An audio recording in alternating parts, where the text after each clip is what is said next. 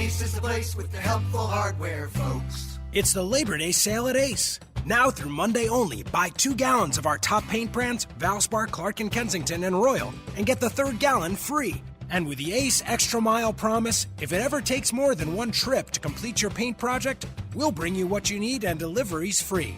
Don't miss the buy 2, get 1 free paint sale, only at Ace. Limit 2 free gallons of equal or lesser value. Prices may vary. Delivery subject to availability. Visit acehardware.com for more details.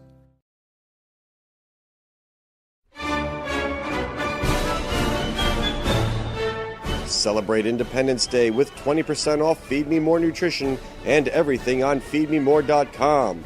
Use discount code INDEPENDENCE20. That's discount code INDEPENDENCE20. Promotion ends midnight, July 4th. Pat, slap my ass! It's time for conversation with the big guy, pal!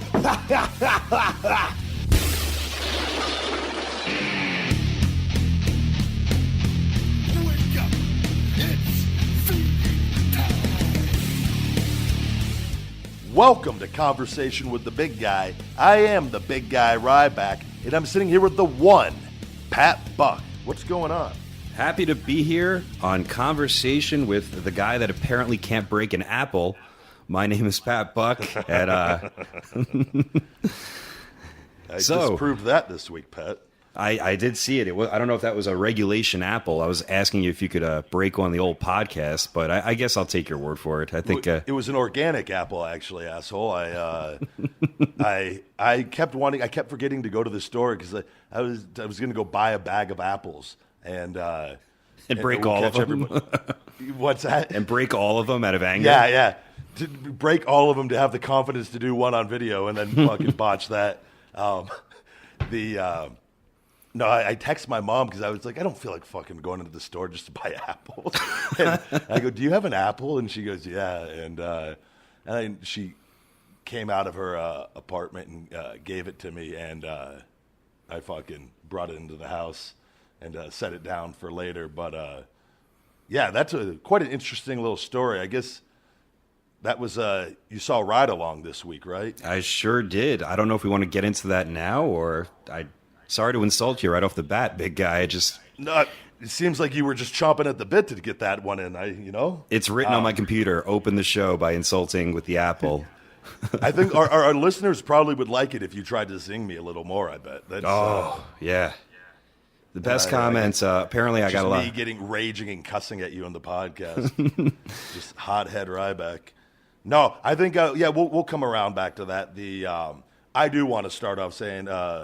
Just everybody out there listening, I know you have been around him in OVW also, Pat. Mm-hmm. Matt Cappotelli, I happened to see on Facebook, I saw a bunch of people were kind of just sharing different things that involved him. I go, what's going on? And it looks like, I guess, the brain tumor he had removed, was it 10 years ago now? 10 years ago, yeah.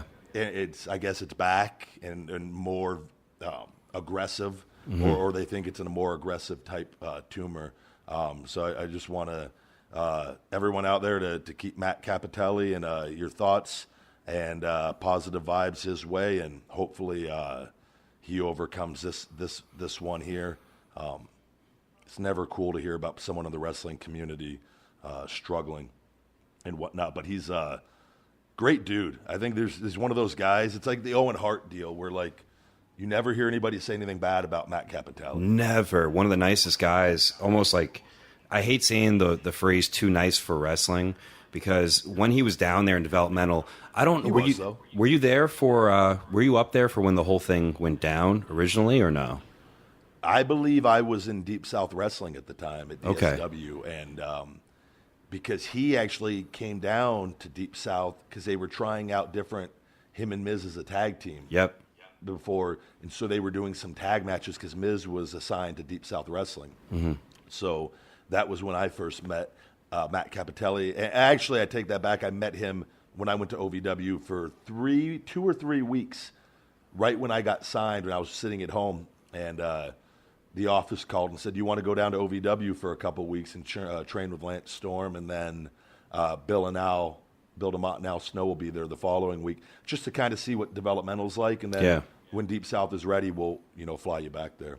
And so that's where I first met Matt, and he was just me being a tough enough guy my first time around. And a lot of guys weren't necessarily cool. A lot of guys wouldn't go out of their way to necessarily help you. He was always just he's a good human being. He saw past all the bullshit and he was always just nice. Just a good human being is the best way to describe it.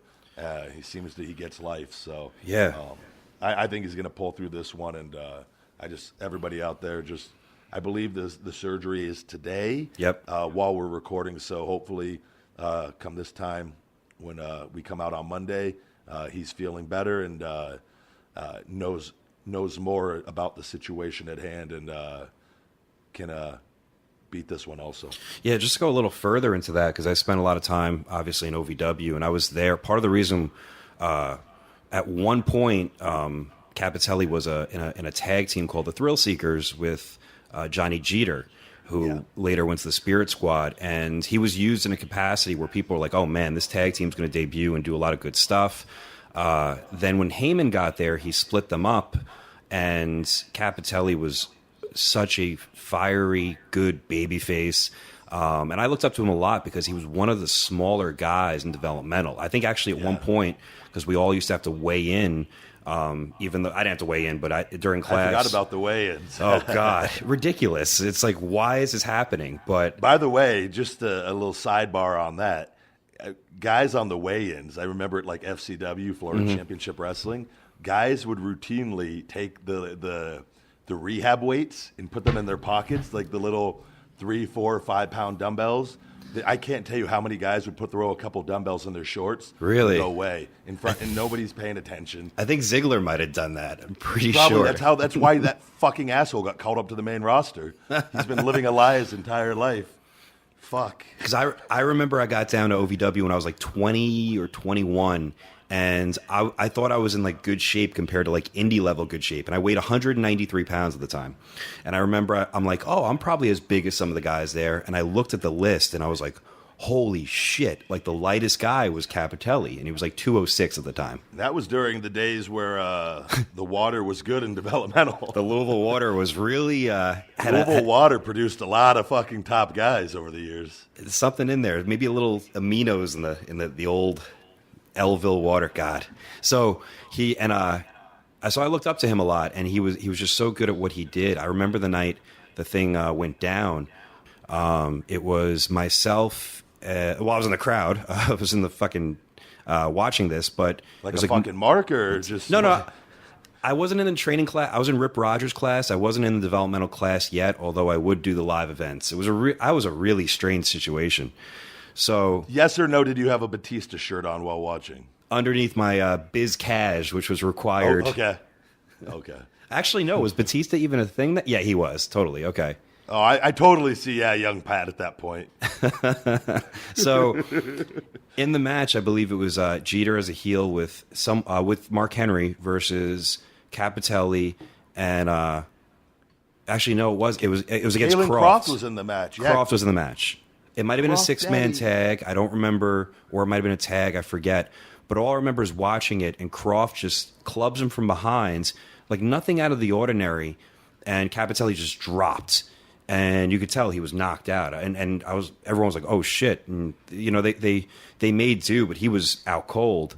And I remember that's what caused him to go to the hospital to find what they found.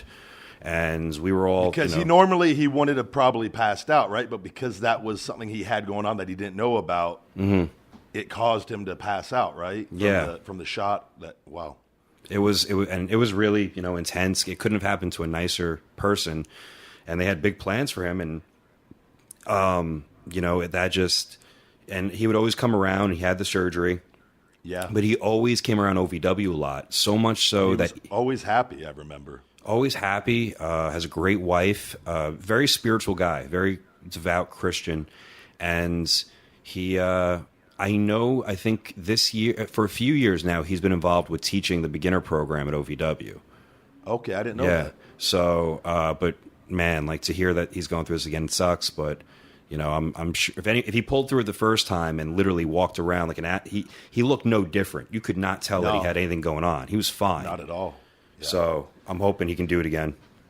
He was always motivating for me because like you'd mentioned, he was really good. And I remember because he was a tough enough guy. Yeah. And so for me, I was like, wow, like it's great. Like this was a guy that came in from Tough Enough, and he picked this up really well. And that was motivating for me as at 22 years old to see all that. So positive thoughts with the whole Cappotelli family, and I think he's going to be, he'll pull through this. He's as strong as they come mentally. So it sucks, but he seems to know how to turn negatives into positives with the best of them. So all right. So on that note, starting off a little sad. How do we lighten the mood here?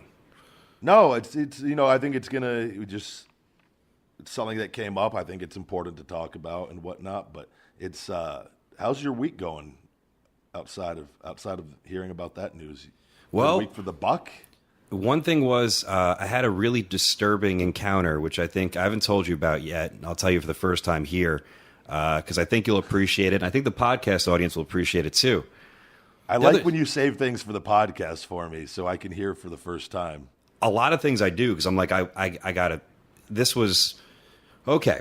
So I'm at practice. I'm training my guys, and my wife texts me. She said I locked myself out of the apartment because we live in Queens, and to go outside we have to go through our door, go down the stairs through another door, and then a third door. And if it closes behind you, you get locked out.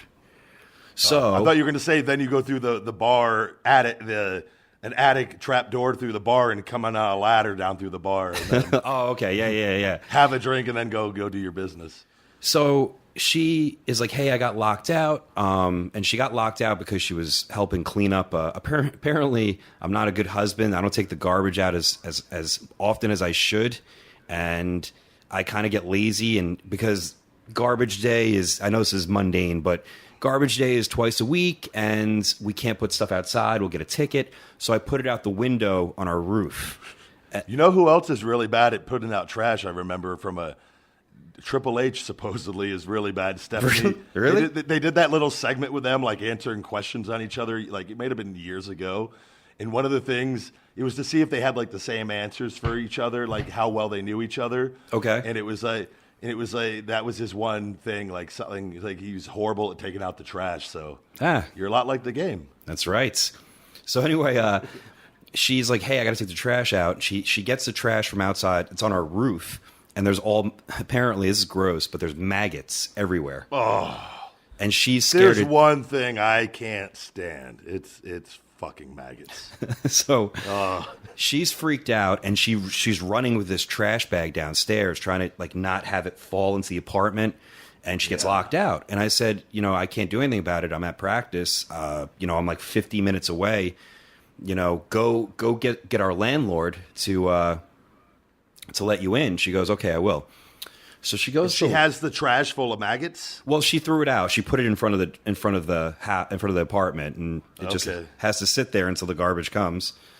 So she goes to our landlord. Now, mind you, remember I talked about the baby stuff on the last podcast, or maybe 2 podcasts ago.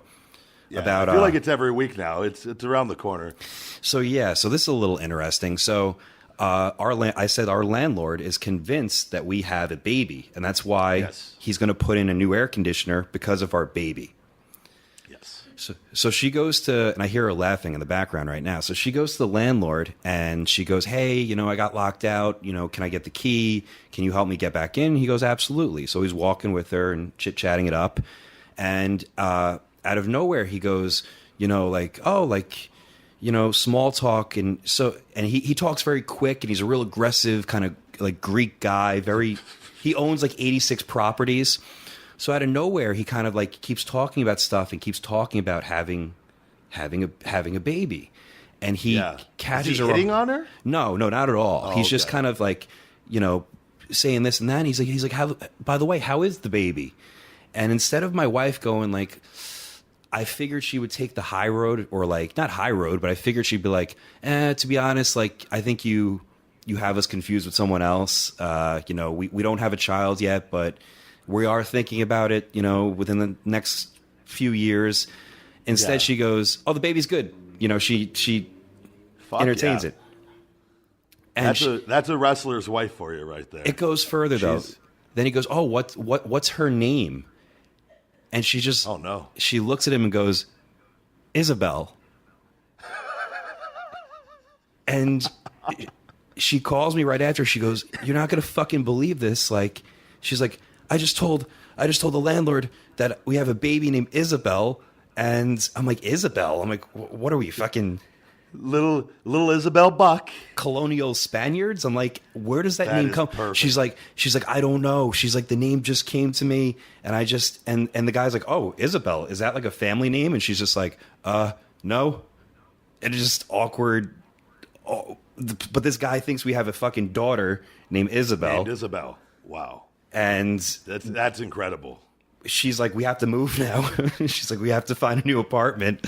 So you know, all you need to do is just go buy one of those on Amazon. They have everything. Is go buy one of the little lifelike babies that you like practice raising, and just have it crying or something. Yeah, and just occasionally walk outside with the thing, and like you walk outside and just throw it in the back seat. I'll just walk by his window and just like wave to him and then throw it in the fucking trash. Oh, jeez. Now we keep texting each other, and I'll be like, "Hey, like, how's Isabel doing? Did she eat today?" Like, we have an imaginary child now. This is the secret playing out where you're going to eventually just have Isabel. So, and then the guy's going to wonder, like, in 4 years when Isabel's a legit baby, like, what the fuck is he's going to think it's a second one, which you're going to have to pretend it's another child.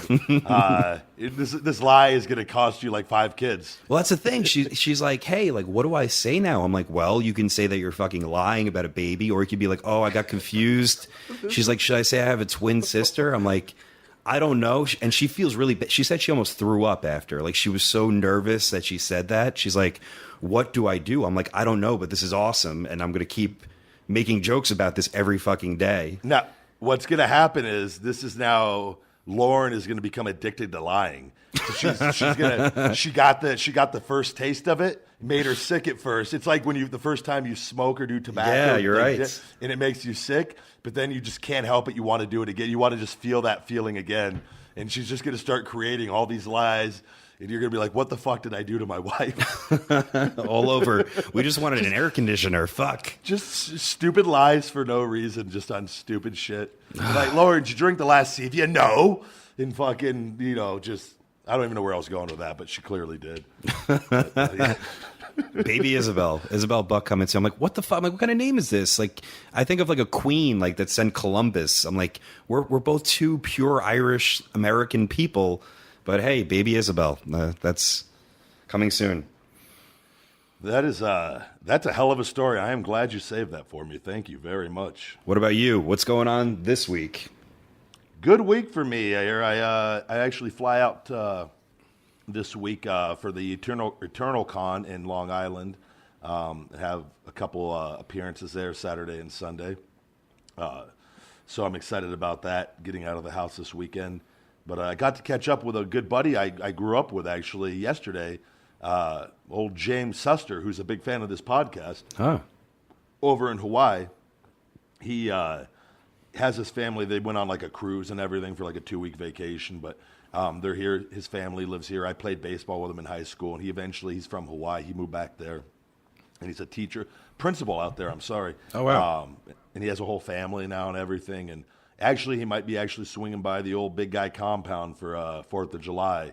To light. We're gonna have the kids play in the pool, and I'll be out there in my Speedo going down the slide. Just creepy Ryback. I like the fact that hearing this stuff I really like, because you're the queen. You're the king of. Wait, are we talking about Big Gay Ryback again now? Which we'll talk Jesus! About that later. Jesus, fuck, huge hit. I wanted to put up that thing with that graphic, the Big Gay Ryback signing at the Comic-Con, but I kept that in. Hold on, we'll talk about that. Finish the story where you're going with this, because I'm intrigued by what you were going to say. I'm the king of what? Staying indoors, kind of staying to yourself, but to hear that you had a mini, I think maybe you might be secreting, a little future family life. You never know. Stuff like that. I built my house like it was for a family, and it's just me.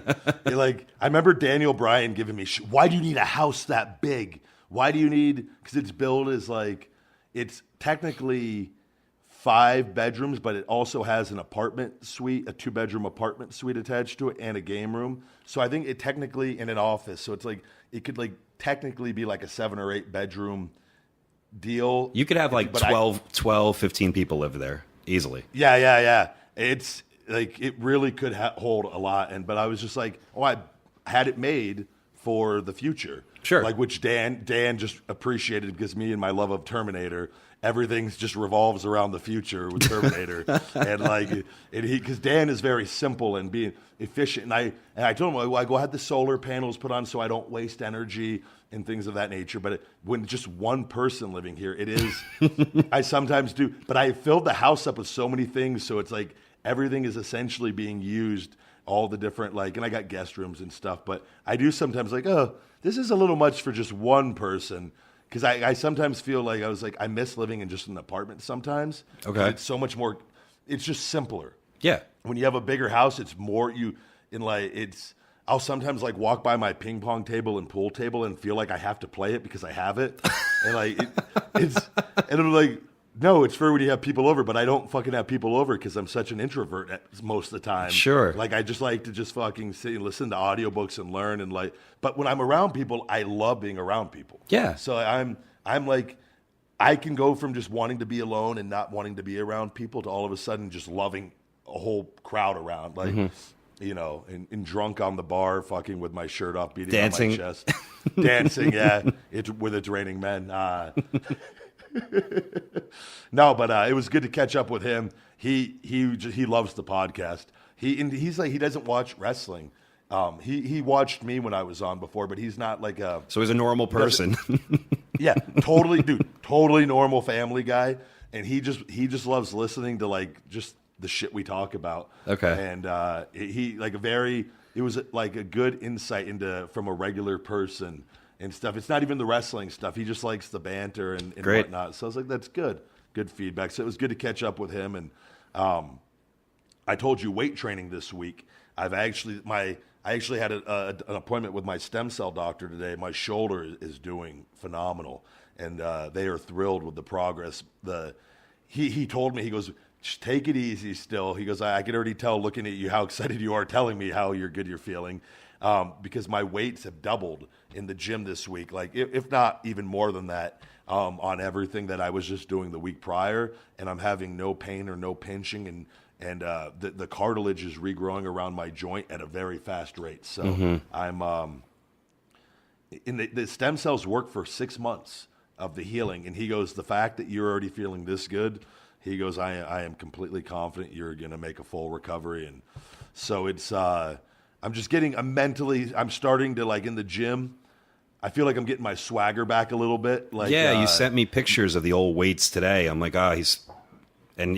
you needed that, man. I think you were losing your mind for a while, not being able to. I haven't been able to train and do any of the boxing or Muay Thai or the weight training is such, as being anybody that lifts weights, for me, it's always been such a stress relief. You have to be able to go in. You have to do it. You just have to. If I look like a complete tub of shit and just ate fried chicken all day and pizzas, just going to the gym that 3 hours, just for the mental feeling that it gives me, that high, is why I do it. That's why I love doing it. So it's when I go there and I'm lifting with fucking 3 little plates in the machine or 4 little plates and just endless reps, and I can't even get a pump. Now I feel like I can actually, this is the first week where I'm looking in the mirror. If you remember that movie Beethoven? Of course. Where the little nerdy boy in it, the white boy. Yes. When he looks in the mirror with his shirt off and he beats on his chest really quick. Mm-hmm. That's me right now. I'm feeling, I'm okay. I'm taking off my shirt again and I feel it's a slight difference, but it's enough to where I'm like, all right, I'm starting to feel like the big guy again. I really fucked myself over giving myself this nickname. I really have. Got to live up, man. People like the muscles. Did Scott Hall? Yeah. Oh, I'll never forget Scott Hall at that appearance. He's every time he sees me, he lectures me on how I need to be in gimmick, wearing a tank top and fucking spandex or who knows what at these signings. Hey, yo. Just probably throw a fanny pack on and go all brothered out. And he's like, let the people see the muscles, bro. Ain't nobody look like you. But I'm just thinking in my head, I'm all fucked up in the head, Scott. I think I look like shit. I can't explain that. I just go by how I feel. So even if I did, if I was in my best shape ever, I don't think going to a signing and just being in, I don't know, I just can't do it. Yeah. I never have.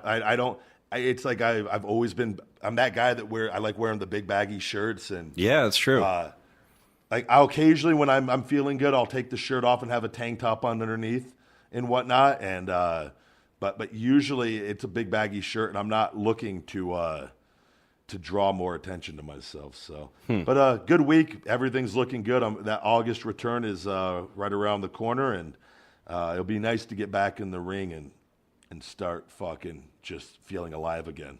Great. On that note, why don't we start a little, let's get a little music going. Do you want to pick a song, or you want me to pick a song? I think we got some things we want to plug. Oh, yeah, I got a good song for us this week. I've put it on my Snapchat a couple times. It's since I'm feeling so good this week, Alphaville Forever Young has been playing nonstop for the big guy this week because I'm feeling young again, Pat. I feel like just a young, hungry 20-year-old just ready to fucking attack life, grab life by the throat, and choke the fuck out of life. All right. With that, can we set this bad boy up, Eddie? All right, guys. For all fan mail for the big guy Ryback, please send to P.O. Box 752740, Las Vegas, Nevada, 89136. I love hearing from you guys. Feed Me More Nutrition is available on feedmemore.com, available now on Amazon with free Prime shipping. And in Las Vegas, I just restocked their inventory the other day, Spartan Nutrition in North Las Vegas. I'm also I'll talk about this later, LVAC, the biggest athletic clubs in Vegas. A big deal I got going on with them here starting in July. Wake Up, It's Feeding Time, the motivational book by the big guy Ryback, available on Amazon.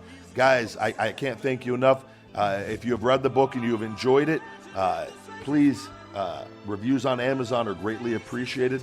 That helps the cause. Feed Me More merch, now on Amazon. The link is available at feedmemore.com for Feed Me More merch on Amazon. Fuel meals, save 10% with discount code THEBIGGUY. It's the personal meal prep service of myself. Feeding Time 2.0, the official theme song that I use on The Independents, is available on iTunes. And this podcast, Conversation with the Big Guy, guys, please continue to share and review, and let's get this thing over 100,000 listens every week and keep it growing. And we're going down the right path with this. This week, I actually got a big appearance coming up, Pat.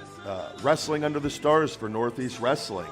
Myself, the beautiful Mandy Leone, Mick Foley, Jerry the King Lawler, the Mouth from the South, Jimmy Hart, Cody Rhodes, and many more are all going to be appearing Saturday, July 8th, 2017 at 7 p.m.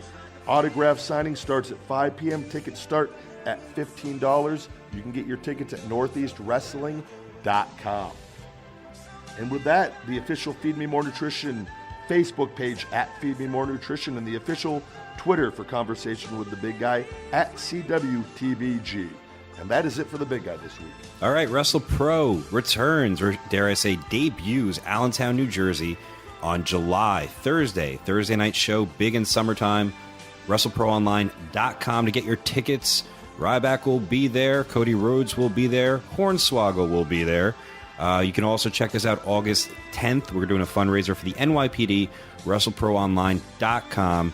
And when I have future dates and all my September stuff, I don't know if I should be saying this, I'll be wrestling for Impact on their live events coming up, I believe, August 4th and 5th or 5th and 6th, to be determined. But they've been kind enough to feature create a pro in a match, which is always great great working relationship with Old Impact Wrestling. And when I get more details, I'll be sure to relay them, but go check them out. I believe it's impactwrestling.com.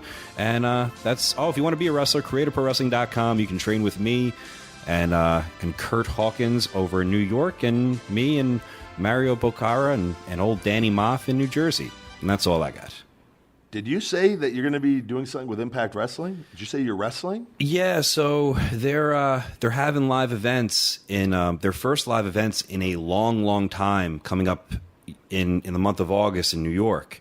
And I've always had a real healthy relationship with Jeff Jarrett and Global Force. Yeah. And I was kind of always on a lot of their shows, and me and Jeff worked together a lot too. And they've been very kind enough to I like Jeff. Jeff has always been him and Karen. When I met them at your show that one time during WrestleMania week, they were they just seemed like good people. Just a solid family. They got a lot of kids. They got, I believe it's 4 girls and 1 boy, and they're just great people, man. I mean, I liked his son. His son was coming over quite a bit. I liked his son. Oh, Cody, very nice. Yeah, so and it was cool. So throughout the years, they know how hard I work with the old school, and they agree to kind of have a match kind of featuring some of the talent from both of my schools. So I'm looking forward to having that on both events.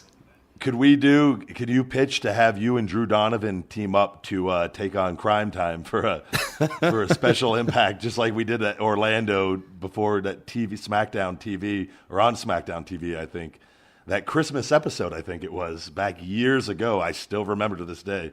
Well, I think that Drew Donovan, I'm becoming a body guy, and Drew Donovan's been a body guy for years, so I'm going to have to pull the old no card on that one. I gotta look good, man. I gotta get my stuff in. I would like if you guys do a Bodydonnas gimmick type deal for this, just for this one show, and but maybe more modern, obviously, a little more caught up with today's infomercials. Okay. And I don't know what that is. Maybe coming out. I was gonna say coming out. You got your Feed Me More Nutrition shakes, but then will Sunny be managing us? She's appearing on one of your shows I just saw that I'm on coming up here. So September 8th. Yep. If anybody can make that happen, it's you. I like Sunny. She's a good girl. Yeah. No, I met her before at the WWE Hall of Fame. She's a very, very sweet woman. But with that, we'll go ahead and we'll take our first break, and we'll be right back after this, guys. If you're anything like us, you like to enjoy a nice ice cold soda every now and then. But you hate the empty calories, the artificial sweeteners that come with it. With Zevia, you don't have to pick your poison. You won't feel awful worrying about the potentially stupid harmful side effects, because with Zevia, there are none. Zevia uses the all-natural sweetener stevia. It doesn't have any caramel coloring either. The result is a delicious and safe soda with none of the nasty stuff. Zevia has 14 flavors of soda, 4 flavors of sparkling water, and 4 flavors of awesome energy drinks. This is the naturally sweetened pop you and your family will crave. And Zevia is giving you the opportunity to try their products for yourself for free. That's right, for free. If you live in the U.S. or Canada, just go to Zevia.com/podcast and sign up. And they'll mail you a coupon for a free 6-pack. What are you waiting for? Head to Zevia.com/podcast and get your hands on some ASAP. Don't forget to tell them Mark for Life sent ya. The following advertisement has been paid for by the big guy Ryback. Are you hungry? You know I'm so hungry, big guy. Hey, Mark, what brings you here? So I'm just here to hang out with my all-time favorite superstar of all time. What brings you here? Well, I'm doing a paid advertisement for Feed Me More Nutrition, available at feedmemore.com. Big guy, that is music to my ears. Did you tell the people about your Ice So Hungry grass-fed whey protein isolate, the best tasting protein on the market? Wake Up Unlimited Energy, the strongest pre-workout on the market, and the big guy, all-natural testosterone booster, my personal fave. Big guy, you're on to something with this Feed Me More Nutrition. It is some top quality stuff. Well, thank you, Mark, it is. Feed Me More Nutrition, premium, quality, the highest quality supplements on the market today. Available now at feedmemore.com. But wait, there's more. Just for being a listener of Conversation with the Big Guy, you can now save 10%. That's right, save 10% at feedmemore.com on all Feed Me More merchandise and apparel and Feed Me More nutrition with discount code PODCAST10. PODCAST10. Podcast 10. Thank you, guys.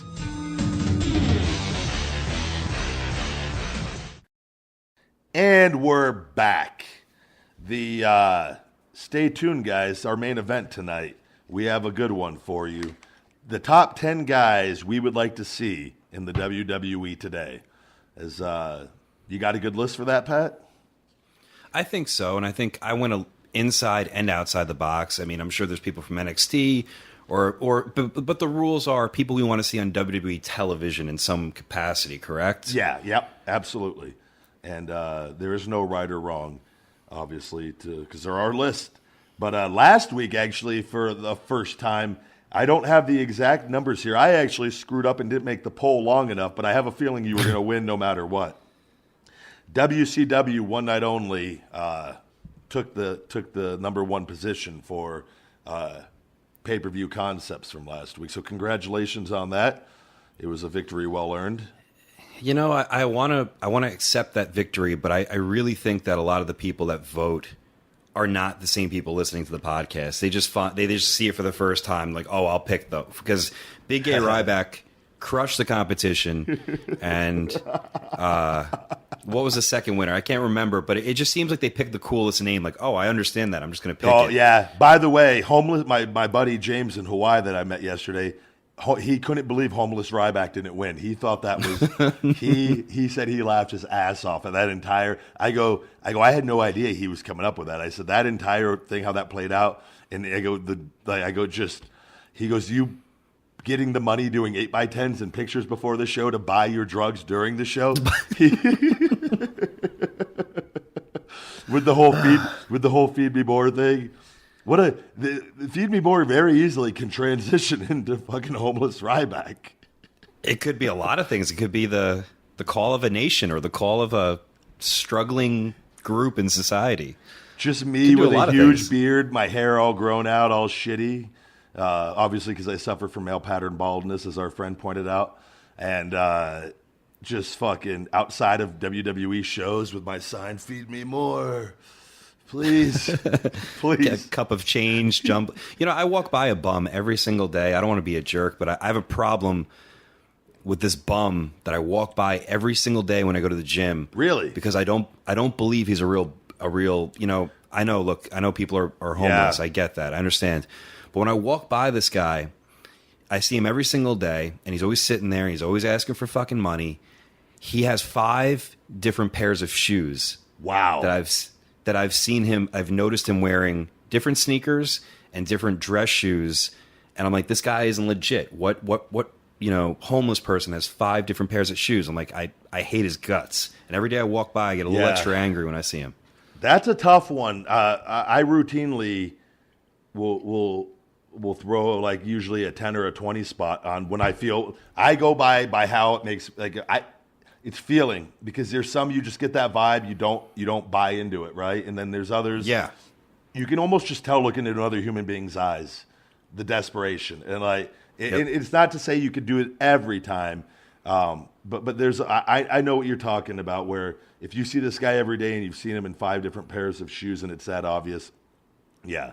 But it's, again, like out here in Vegas, so, you know, it gets 110, 115, 116 degrees. And I see some of these guys out there, I'm like, man, you know what? No matter, even if that's work, no matter what. But I almost look at it like, if they're in Vegas and they're out in the middle of the summer, they're probably legit if they're out in this heat. Like, because otherwise, you know what I mean? That's a tough. Sure. And they're burnt. Like, you could tell, like, that's another thing. For me, there's different things out here. I could tell if they're really burnt, or like, some of them don't have shirts on, or their forearms are super red. I could just tell they've been out there and, like, clearly they're struggling. Like so it's a tough deal. But I know there's some people that milk that and others that don't. And it's like anything else in life. There's good doctors, bad doctors, good mechanics, bad mechanics, and good homeless people, bad homeless people, or people that are pretending to be homeless people. So it's Sure. no, but it sucks. It sucks to even feel that way. It would be nice to want to be able to give anybody in that position money, but if you see them every day like that, it's tough. Have you ever stopped and talked to them? No, I hate him. I just walk by and Wait, but maybe, have you ever thought that maybe if you just said, you know what, fuck it, I'm going to try to understand this guy a little better, and like just a simple 1 minute conversation, because then you'll either know, like, you know what, I really do fucking hate this guy, he's a piece of shit, or, you know, fuck, he gives you a piece of his story and he sells you, and then I just see him. He's always sitting out there during peak business hours, and I'm like, and I walk by and I have my headphones playing on his cell phone. And at first I felt bad. I'm like, oh man, you know, he's down on his luck. And then the next day I noticed, wait, he was wearing red shoes yesterday. And then I started to keep a mental track of all the different shoes that he had. Oh, that's and in I'm the like, rule book of homeless people. Like, you're not supposed to wear red shoes. That's like on the top of the rule book, because that draws extra attention to you, that when people come by again, if you don't, because red is just such a powerful color. He's trying to draw people in. He's a worker, but he's a legit worker. You got to go. The white, dirty, beat up shoes. If in the homeless rule book that I saw years ago, that was at the top of the list. I thought so. That's what I remembered. And he had brown dress shoes on like 2 days ago, and I'm like, and the way he moves around, it strikes me that he's drugged up. Like you see the mannerisms. I'm like, yeah. I think this guy like just sits out here for hours, gets some fucking money for drugs, and he's just fired up the whole time sitting there. What are the odds you think he was a former worker? Very high. You know, I could see him maybe mid 80s, early 80s. He might have had a little bit of a circuit. run. Yeah, a little indie run at some point. A little bit. Any old person I see with long hair, I just assume they're a former worker. Because otherwise, I don't see the point of having the long hair, but I just assume it's like a wrestling thing. I don't know. That's just I see a guy with long hair, and I figure he worked at some point in time. My wife does that. When she sees someone, and she's like, oh, that guy really does look like a brother. Like the fucking long hair or like a beard kind of hobbled over. Yeah, I'm telling you, it's the majority. I feel like if I'm next, you know what I'm going to do? Next time I see anybody with long hair, I'm just going to ask, hey, man, you ever thrown a working punch? And just see what they say. Give him the old 2-finger handshake. Yeah. Give him the old too sweet. Hey, brother, you're a too sweeter tweeter? Fuck. Oh, man. Someone did not like that last week. I said that the two sweeters do not like this podcast. And that got me a little...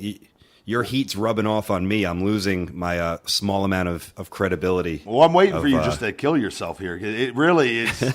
It's very overwhelming when you see that's the wrestling. Every wrestler, I told you, it's like welcome to this crazy world. No, I'm kidding, obviously, but it's that's what happens when you are on a platform or you are in a position for other people to hear.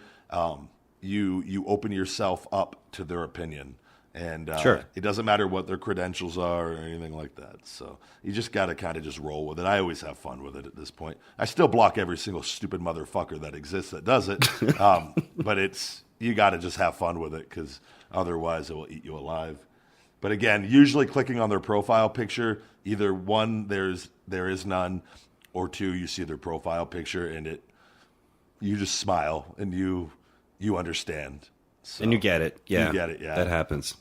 But so you want to talk wrestling news, or you have anything else before we begin? Yeah, no, I think we can get into some wrestling news. I was going to say it's been with Feed Me More Nutrition, now that the Amazon situation has worked out, we're trying to get the approval in the UK now, and we've just sent more paperwork over. We're waiting to hear back on that. It's going to be a much simpler process, hopefully, than the United States part. And once that's approved, I can literally start sending inventory over. So it's just a waiting game. So everybody over in Europe, please hang tight. Feed Me More Nutrition will be there sooner rather than later. I get a lot of questions on the fat burner, Shell Shock Extreme Fat Burner. I believe I just emailed the manufacturer yesterday. I'm waiting to hear back on a time frame on when that's going to be all done. And I would anticipate the next 4 or 5 weeks tops. If not sooner. I've been really pushing to get this sped up a little bit. So but it's right around the corner. And I'm going to be doing the San Jose Fit Expo at the end of July for all my West Coasters out here. And whatever the fuck I'm talking about right now, I don't even know where that. Like, I felt like I had to say something cool after saying the West Coast. Like, Jesus, West Side. That was my high school, Western High School. It was primarily. It was a very. We had a very large black population at my high school before I switched over to Palo Verde my senior year. But Western, we were a badass football team, and I always took pride in that. That I was heavily involved in sports there. But the big thing was West Side, and we had to throw up the W. All right, like a Tupac video. It was literally to intimidate the other team.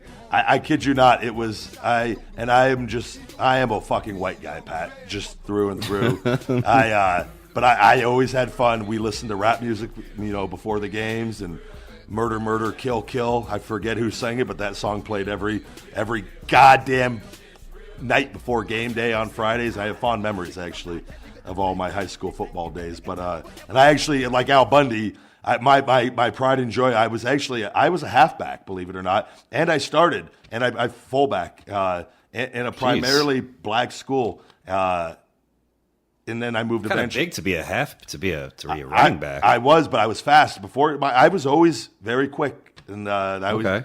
But I scored 4 touchdowns in one game against Bishop Gorman. Oh, jeez, like Al Bundy. This is my Al Bundy moment. My biggest game was 4 rushing touchdowns against Bishop Gorman, and it was at the UNLV stadium on the turf. And I don't talk about it much. I'm pretty humble about it, but I figure this is my podcast, so toot toot. Yeah, no, but I'm going to be doing the San Jose Fit Expo with Feed Me More Nutrition at the end of July. I believe July 28th and 29th, that weekend. I'm getting all that organized and got to send in the application here and pay the fees. And going to be making the 8 or 9 hour drive up to San Jose and assembling a crew. And Feed Me More Nutrition, we're crossing over into that fitness world now that I kind of have everything in place. And but for me, locally, I'm trying to get into more stores locally. So I go to the Las Vegas Athletic Clubs here, the LVAC. It's the biggest gym in Las Vegas. Amazing gyms. I believe they have 5 or 6 huge locations, and I am now I have just with the woman who organizes all that for advertising. I met with her yesterday, and I have everything in production. I'm going to be advertising with LVAC. Moving forward, so I'll be on all their TV screens with like little ads and whatnot, and have brochures, and I'll be doing demonstrations. And I have a team to do that every month.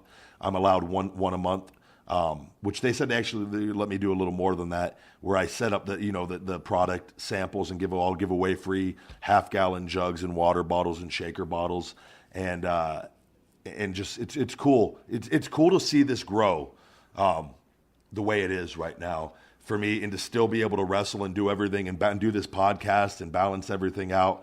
It's been a good year for me, man. But I'm looking forward to it's peace of mind knowing that this is going well so early on, because I really want to be able to concentrate on wrestling 100%. When the time come around in August. So when I'm back healthy and feeling good. So thank you to everybody out there, though. But Feed Me More Nutrition, it is growing day by day, and I can't thank you guys enough. So that's all I just wanted to say on that. Okay, moving on. We'll talk a little wrestling, because that's what most of you want to hear, at least. This is a wrestling show, but I think the biggest thing this week, which I encourage you to watch, and I think it kind of I don't want to say set the standard. It kind of set the pattern for things to follow this week in wrestling, is G.L.O.W. on Netflix. We kind of briefly mentioned it last week. I watched it. I know you watched it. What did you think about it? Yeah, you got on me the other day. You're like, you need to watch this because it's super relevant right now, and it's something easy to talk about. And I was like, okay, I'll put it on. And I don't watch a lot of TV. I watched the first 3 episodes, and I fucking love it. It is. I actually threw a little Snapchat up of me with the first episode on the intro the other day, and I'm a big fan already of the. Is he the trainer or the guy in charge with the mustache? What's his name? His name on the show is Sam Sylvia. His real name is Mark Maron. He's actually, I told you before that he's kind of the grandfather of podcasting. He's the first one. He really got podcasting over. Let's just say that. All right, I'm gonna have to. What was his podcast? It's called WTF. That's the name of his podcast, and it just. I mean, he's really the one that kind of... It's not a wrestling podcast, though, right? No, he has had wrestlers on. He's very good friends with Colts. He's actually friends with Punk, too.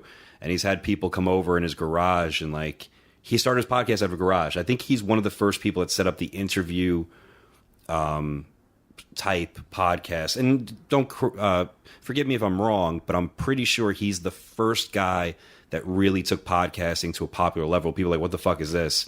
So, but he's doing a hell of a job. Yeah, no, he's very entertaining on the show, and it's an appearance is John Morrison or Johnny Mundo, I guess we should Hennigan, whatever you want to call him, sure.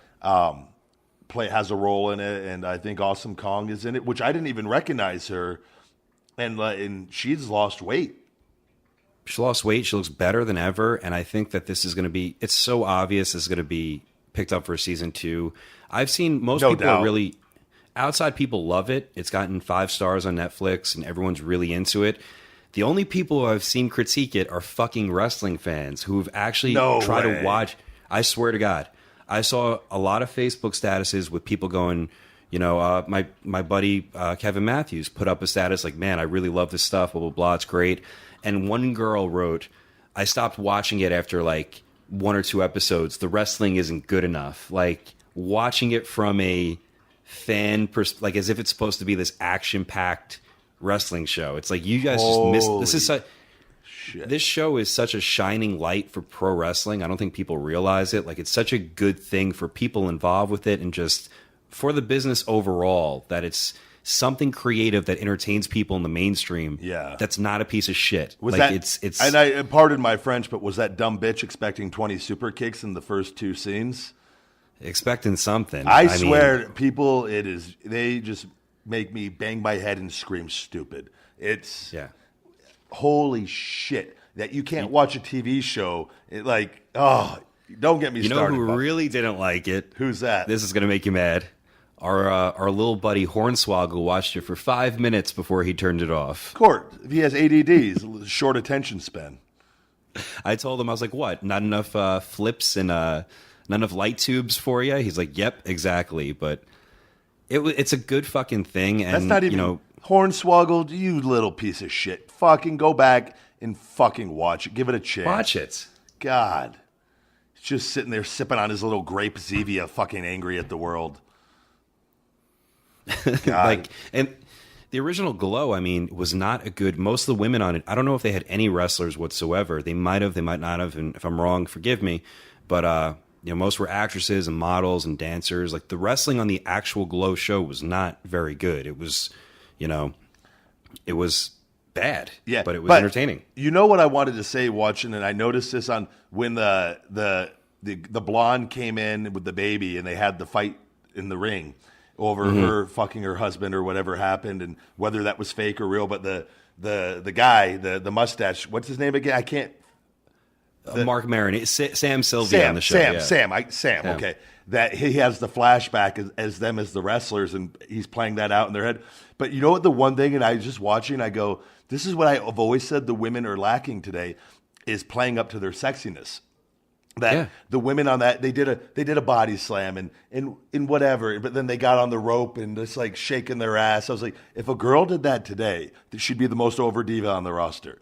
Rather than like that's why I always like Melina doing the splits before. Not to be like not from a creep, but like this is what makes women different than men, because the women they could do all the moves, not as good as the guys, but it's fucking just can't climb ladders. Can't climb ladders. Like we'll talk about that. That's a joke, guys. No, but like that's the one thing they have over men is that that sexuality that men to ruin our lives. That men can sit there and watch and tell their wives that, no, I'm just watching wrestling, hon, and that comes on and they get away watching it. Like they should play up to that. They could still do all the wrestling stuff, but just throw me some sexiness in there. And just, you got to think Billy Bob watching in the middle of fucking Bumsfuckingville, Arkansas, just like that's what he wants to see. He doesn't want to see a fucking 10 fucking star fucking headlock takeover or whatever. No. And you know what? To go further with that, this kind of annoys me too. There's a lot of fans out there, and I experience them a lot with, especially with my promotion, where they will mask themselves as like, I love a good women's match. I really appreciate the action stuff. Oh yeah, absolutely. I do too. You know, I think that some women will be very ideal for what you're talking about. Like a girl like Lana comes to mind. Yeah. Or maybe someone, you know, a girl like Sasha Banks or Charlotte. Maybe not so much. They're athletes. It doesn't matter. But, I think you could still subtly do things. Okay. I still think they're all beautiful girls. They could all subtly do things. And I'm not saying they all have to go shake their ass on the top rope. I'm not, but like just play up the sexuality a little more. It's very subtle, and I'm telling you, it makes all the difference. I feel like for that casual viewer, it does. And I mean, if people go, "Oh, that's so sexist," it's not. Trish Stratus would do the same thing every time she got into the ring. Yep. She would fucking bend over with her gimmicks hanging out and her hands on her knees, and she did that for a reason, so people could see her cleavage. It's not sexist. That's what men and women were put on this earth to reproduce and to be sexually attracted to each other. Like, it's not. You think women watch and the women check out the guys all the time, like all the time, of course. Because why the fuck else would you fight in your underwear? I went with Lauren and she brought her sister, and who never watches anything, and she was drooling over Randy Orton. Yeah, literally, doesn't watch, like, never, and was pissing off my buddy because my buddy they were dating at the time. And she was like, that's the worst of Randy, and I'm like, Jesus Christ, but. Let's not ignore that we're human. But what I was saying about fans, though, a lot of them, especially the males, they'll pretend that they're watching female wrestling from a point of view of action, like that we would watch guys from. Like Dave Meltzer is watching, like to critique it on the technical side for 5 stars, but he's also jerking off while he's trying to rate it for 5 stars. That's what I'm saying, is that there's all these fight for female wrestling, the whole girl power stuff, and it's like, no, motherfucker, you guys just want to smell these girls' socks. Like, stop pretending. Those are the guys that go and buy their stuff on eBay or whatever and throw them gifts and all that other shit. Yeah. And I think it's great that the girls' movement's happening right now, which I was going to get to in the next thing, because Raw and SmackDown mirrored because I think they were talking about G.L.O.W in the mainstream, and that's an awesome thing. But let's I like when the women are women too, just a little bit, and then get back to the fucking fake fighting. But I agree with you there. I'm not saying overkill, just a little bit. I think that's their one major advantage over everybody else, and it is primarily a male dominated. The audience is majority male. If I'm not, and not for nothing, we do the same thing. We flex. We'll fucking, you know what I mean? Like, I'm playing. If I'm out in that ring, I'm playing up to everybody, to the women, to the kids, to the other big gay Rybacks out there. Just the entire. You just want to appeal to all audiences, But we're showing our masculinity. Yeah. Why are they only at this point showing a lot of masculinity when they should be showing some feminine side? I think they're so hell-bent on I think a lot of them too, girls have always been able to wrestle. It's not, I think they're so hell-bent we could wrestle just like the guys. And nobody's ever said you can't, guys. I think they sometimes get caught up on all that rather than just who gives a shit? Just go, just sexiness. The wrestling, you could do it all. I firmly believe it will just amplify everything for them even further. Because it's something you can't. Every guy watching it, no matter how bad you want them to watch you just for your wrestling, they never just will watch just for that. And because regardless, and you're wearing outfits already that elicit that response. So why not play up to it? Yeah, and 100%, almost all of them have some sort of. I'm not saying enhancements, but a lot of them go with the fake hair. or whatever. It's very. This is an aesthetic business, and I actually started a women's promotion for a couple of years. I had one every week. I feel like this is like you telling me you worked at a gay bar in your fucking whitey tighties last week. Like, every week, I feel like I learned something new about you. Holy shit! That? No, I didn't know you started a women's promotion. What the fuck was its name? Okay, you're gonna laugh at this, and this is based on G.L.O.W. I started years ago. G.L.O.W. Yep. Jeez. It was Bombshells Ladies of Wrestling. Can we restart this promotion? You know who was in it? Kong was in it. Kong wrestled a lot of time. Like really? I brought in some big talents for these events. Yeah. Stars. I don't mean big by God. You gave me the old wink. Like, hey. I mean, I had like Serena and Shelly and God, I had a lot of. I had some, but the thing was, it was a very tough, and I had a partner at the time, and he actually is now the owner of it. I kind of got rid of it because it just wasn't, for women's wrestling, at least for a lot of the country, it's kind of the same fans. There's a lot of passionate fans for women's wrestling, and they fly all over the country to go to these shows. Yeah. But it's the same core group of 100 to 200. You can't kind of go outside that, 300, 400 realm. You can't. Shimmer does once a year, but it was at some point financially rewarding, and then other times it wasn't. But yeah, I was the founder of B.L.O.W, of Bombshells Ladies of Wrestling. And you said what was the reason why it was it tough to kind of keep it going, or is that what you were? Well, you know what, dealing with the girls were tough to deal with, to be honest with you. Some were a breeze, and some were, I've never had dealt with talent where they have to know, well, I have to know if I'm a babyface or a heel, or I don't want to wrestle with that person because this person is an embarrassment in my hometown and they're this and that. And I had a lot of that, and I wasn't used to that. And I have a lot of patience with a lot of things, and I'm like, wow, this is really a little bit difficult. And again, it wasn't worth the financial effort. So I passed it on to my partner, who then became an owner, who, we don't speak about each other anymore. Yeah. But, he kept it going for a little bit. It just wasn't for me. I would consider promoting a women's show again. And they were actually really good events, with a lot of great talent on it, but it just still, it was tough. It was real tough. If Lauren keeps up with her lying ways, she might be the perfect candidate to put in charge for B.L.O.W. Just to lie to all these fucking girls all the time, and just let her she answers to you, but you let her deal with the women on that, and she can just tell them what they want to hear, but she loves lying. She gets off on that lie. And it's oh my God. You have me worried now. I'm thinking about that. You think she's in there laughing evilly during the podcast at all of this? I could just see this all playing now. You're gonna be like, dude, Lauren's just been lying about like stupid shit I've found out. Like, and it's like not even She did today. I remember, like, she bites her nails. She bites her nails a lot, and I fucking hate that. I can't stand it. And like, I made a deal. I'm like, if you don't bite your nails for 30 days, I was gonna get her this really nice Gucci bag. And she's like, all right. I'm like, you can't do it. She's like, I will. And I caught her bite her nails, and I said, you're biting your fucking nails. And she's like, no, I wasn't. I'm like, your hand is in your mouth. I just fucking caught you.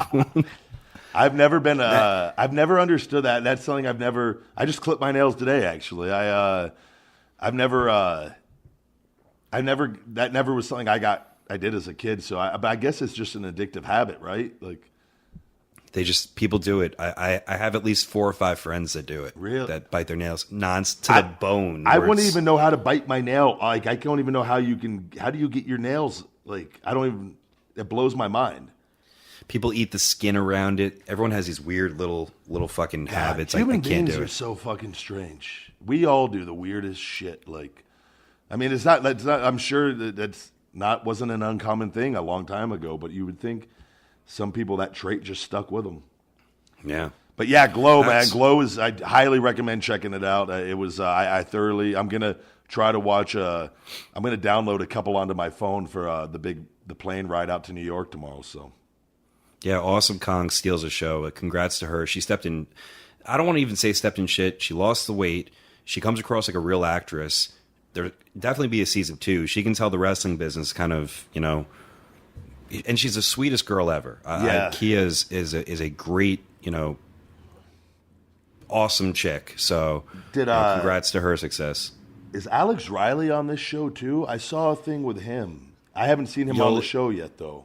You'll see, not to give you any spoilers, but he's on it. He wrestles Joey Ryan on an episode. So it's nice to see, too, that G.L.O.W kind of incorporated. They weren't snobs to, they embraced. I heard Chavo was responsible for training a lot of the girls. Alex Riley's on it. Joey Ryan makes a cameo. Okay. Morrison did his little thing. I don't know if there's any other wrestlers that are Carlito and Brodus are involved. Really? They have little spots on it, but it was just a nice overall presentation, I think, for wrestling, which, there's sometimes you turn on wrestling and I'm like, fuck, I'm really, really embarrassed watching this, but it was cool to watch that show, All right, putting you on the spot, since if you've seen a little more deeper into this show than me, if and I have the coach, or not the coach, the guy helping out with the acting gigs, and I'm not really, he's just throwing things out to see if there's, for a movie here, a thing there. What would you see the big guy Ryback? Do you see a role for me in this down the road? Well, if you want to fucking put on a wig and grow a pair of tits, we could fit you in season 2. I don't know. Could this possibly be the debut of the big gay Ryback? I think I broke a nail. Oh. I don't know. Fuck. That would be the only way, by the way, that character would live, is outside of my infomercials on the fucking podcast, is on an acting thing like that in a movie world outside, even though, because it's not in the wrestling world, it's more, that's act, you know what I mean?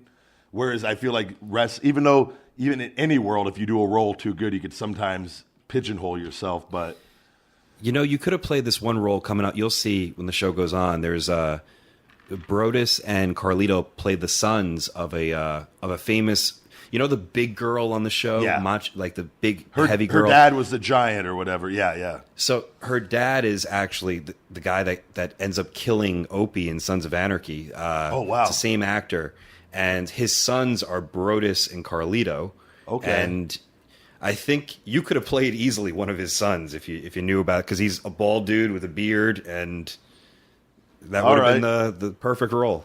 All right. Well, hopefully, you never know down the road. But, check out G.L.O.W, guys. It was definitely worth checking out. So also, Raw and SmackDown kind of mirrored G.L.O.W, and I think it was obviously by reason. Both of them had female main events, which I thought was a nice touch, and I feel like it wasn't forced, and it was really kind of fun. I don't know if you saw Raw or SmackDown. I caught a little bit of the Raw one. I saw the SmackDown Money in the Bank match, and I'm really disappointed in James Ellsworth for letting down men everywhere, for coming out and failing to fucking save the match once again.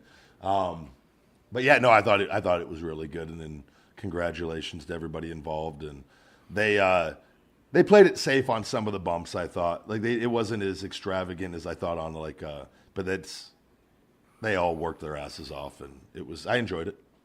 Yeah. Okay. One of the big things coming from TV this week, I don't know if you saw Miz's segment with LeVar Ball and his son, the old Lonzo Ball, and I don't know if you caught that. That was all over ESPN. Yeah, after I heard about it, because I have it always DVR'd that in SmackDown, I went and checked that one out. And with LeVar Ball, he's the dad, I believe, and Lonzo Ball is the son who just got signed by the Lakers, correct? Yeah. Yeah. That, man, I enjoyed that. And I like, because I could tell by, Miz, I could see when Miz is smiling, and it's obvious. It's just a fun deal that they're doing, but it got out of hand at one point, I believe, correct? Yeah, I mean, a couple N-bombs were dropped, and I don't know if the old dad was going off, not supposed to be doing what he was doing, and it just kind of, I think they sent Ambrose a little bit early, and it just seemed a little awkward. You know what? And I was heavily disappointed. On me, I like Dean a lot.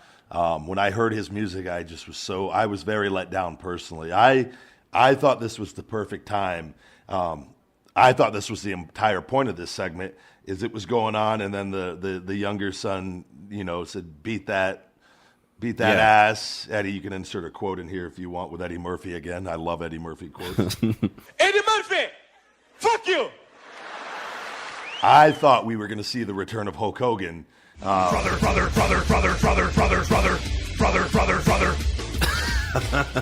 Come out, fucking big boot everybody, leg drop on the entire fucking family, fucking Hulk and pose, and fucking the Hulkster's back, baby. I was in one more fucking hot run. That's what I was. I deep down inside of you think I'm kidding? This is what goes. No. This is what goes through my mind. I'm watching, and I was like, man, if Real American just hit right now, the pop would be fucking enormous. And but we got Ambrose, and that was all cool too, and whatnot. But I just thought the Hulkster would have been way better. Great. What else we have from this week? We got. Daniel Bryan had a hell of a reaction on SmackDown. Yeah, no, I saw that also. I saw it was on the West Coast, West Side, San Diego, and he always gets really good reactions still, which I think is just a testament to how over he was and how loved he is by the people. Because it's hard sometimes when you go to like a GM role to sustain those pops or that. I know, like you could see that with like Not For Nothing. Angle does a great job. But you can kind of feel it, even though people are chanting the music, but it doesn't feel, to me, it's almost like, oh, Kurt Angle's here, cool. But instead of, holy shit, it's Angle, like Dan is still tremendously, like passionately over. Yeah, and it helps that he has like that Angle too. The thing is, I think Angle's just such a badass that you want to see him kick at. Like, it's just different. And where he has the suit on and he doesn't do his entrance essentially, where Dan can come out and do the yeses, and you know what I mean. It's just it's a little. I think his fan interaction is he's still able to keep that entrance essentially, and it's so simple and effective. But like just to see when he hits the ring and like you look, everybody's still that yes is so over anyways, but he's over as well, and I was just looking, I was like, man, you see the things that you possibly. Him wanting to wrestle again, and I look at it like he's whatever he chooses to do and whatever happens, because I was there when he retired and I talked about it and we shared a moment together, and it was like I really, really like him a lot. Before I left the building that night, and I know he probably didn't want to have to announce that he would rather just wait, but in Cody I saw it's Shakespeare, and it's like it's fake. WWE wants to make a production out of anything and get ratings for anything, and like whether it's forever or not, because how many wrestlers have retired and come back, and like it's just it's a thing. But I think he will. I know his desire to compete is still there, and it can't be easy for him to watch everybody else, these guys that he wrestled on the independents when he was the man and they were coming up, and now to see that they're in the spotlight, and he's still on TV and whatnot, but he'll make the best decision for him and his family if he's able to compete in a year or 2 years or whenever it is, and he'll do the right thing. But I think that just goes to show that people care about him. I think it's even deeper than just being over. I think people just genuinely care about him, which is I think that's very rare for wrestling. He's one of those. He's a true babyface. I don't think he's so loved now by people. He could never be healed. No, where like they always said, well, Cena could never be healed. Yes, he could. He easily could. He could. Yeah, easily. That's just bullshit. Like I don't want to hear that. That's just no. You don't want to let the merch checks go. That's all that is. Sure. Like you pretend it's about the kids. It's like well, the kids will just find a new fucking hero. It'll be fine. Yeah. Where Dan, I think it'd be really, really hard to. I think after everything now that he's gone through, I think he's just so loved that there's just such a baby face, and I'm just happy for him. I like that he still gets those reactions being removed from that run that he had. So, but yeah, I checked that out and saw that this week too. I have a little bit of independent stuff here. I thought this was really interesting. I don't think you're aware of this. Have you heard about the promotion called Wrestle-Circus? I have heard of it before, yeah. Okay. There was a big headline or independent rumblings this week. As you know, I know you're aware of the Evolve promotion with the promoter Gabe Sapolsky kind of He's the one that kind of works hand in hand with Hunter. A lot of stuff. Evolve has a lot of, good indie buzz talents. And, Okay. So basically, Wrestle-Circus is an up-and-coming promotion. They've been really kind of hitting the bullseye in terms of really quality independent wrestlers and putting on a good show in Texas. And they introduced a new concept because, well, something changed in the world of independent wrestling, where a lot of promotions used to make a little bit of money off YouTube, and it doesn't exist anymore. YouTube changed their policies, and they deem wrestling in terms of, I forget the word. I don't know if it's like questionable material or something like that. Almost where like they basically took away any sort of like the What Culture Pro Wrestling would get a lot of views on their things, and they get money from the ads. They took away all that. Well, wait. So now, if you have wrestling on YouTube, you can't get the money from the advertisements. They reduced it substantially, where it's whoa. I wonder why they did that. I don't know I don't know what the exact reason was. Maybe I should have done my homework more. But even places like our buddy Grimm from Grimm's Toy Show, who has a massive following, who he was doing well with it, they took it away because it's like whatever the questionable or suggestive material.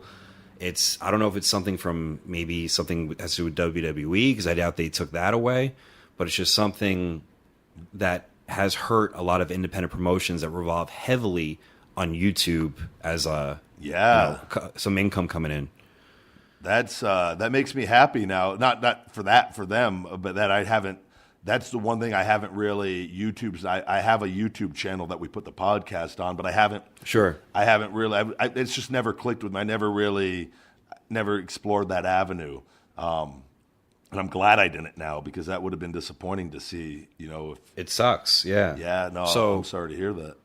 Wrestle-Circus introduced a new concept where they actually had people that could watch their show for free, and they had a thing through some sort of streaming website where you could actually tip the pro wrestlers.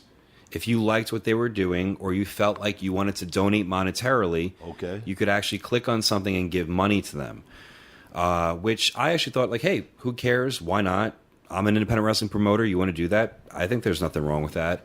But Gabe Sapolsky of Evolve had huge words basically condemning this promotion on how they're basically robbing the fans and that's how poor that is to do something like that. I don't know if you had any. So again, we tip for everything else in life, right? Mm-hmm. You go to a car wash, you tip the people that clean your car. You go to a restaurant, you tip your server. They have tip things on everything now. Literally, sure. In like everything. Not to say that that's right or wrong, but why can't wrestlers then if the promotions, because the promotions don't pay a lot, right? That's what usually. No, they don't. No one does. No, so it's why not? If somebody gives you something of service and you have the option, it's not even like you're in person, face to face, where you feel that pressure that you have to. I see that as completely harmless, personally. That if you just want to give them the option, I mean, again. There is no right or wrong. Like really in this world, there is not no right or wrong. It's only what you believe. So it's I don't see how it hurts. It's not like they're saying you must tip. If Ryback does 3 splashes, you must tip him $10 or just like it's. Imagine that was a thing. That would be pretty funny, actually. You get tipped and you get a thing. You're like, fuck, I have to go do this move. All right. For every time the Ryback turns into the big gay Ryback in the match, you tip him $20 and just wrestling revolving around tips. Just whoring myself in the middle of that ring.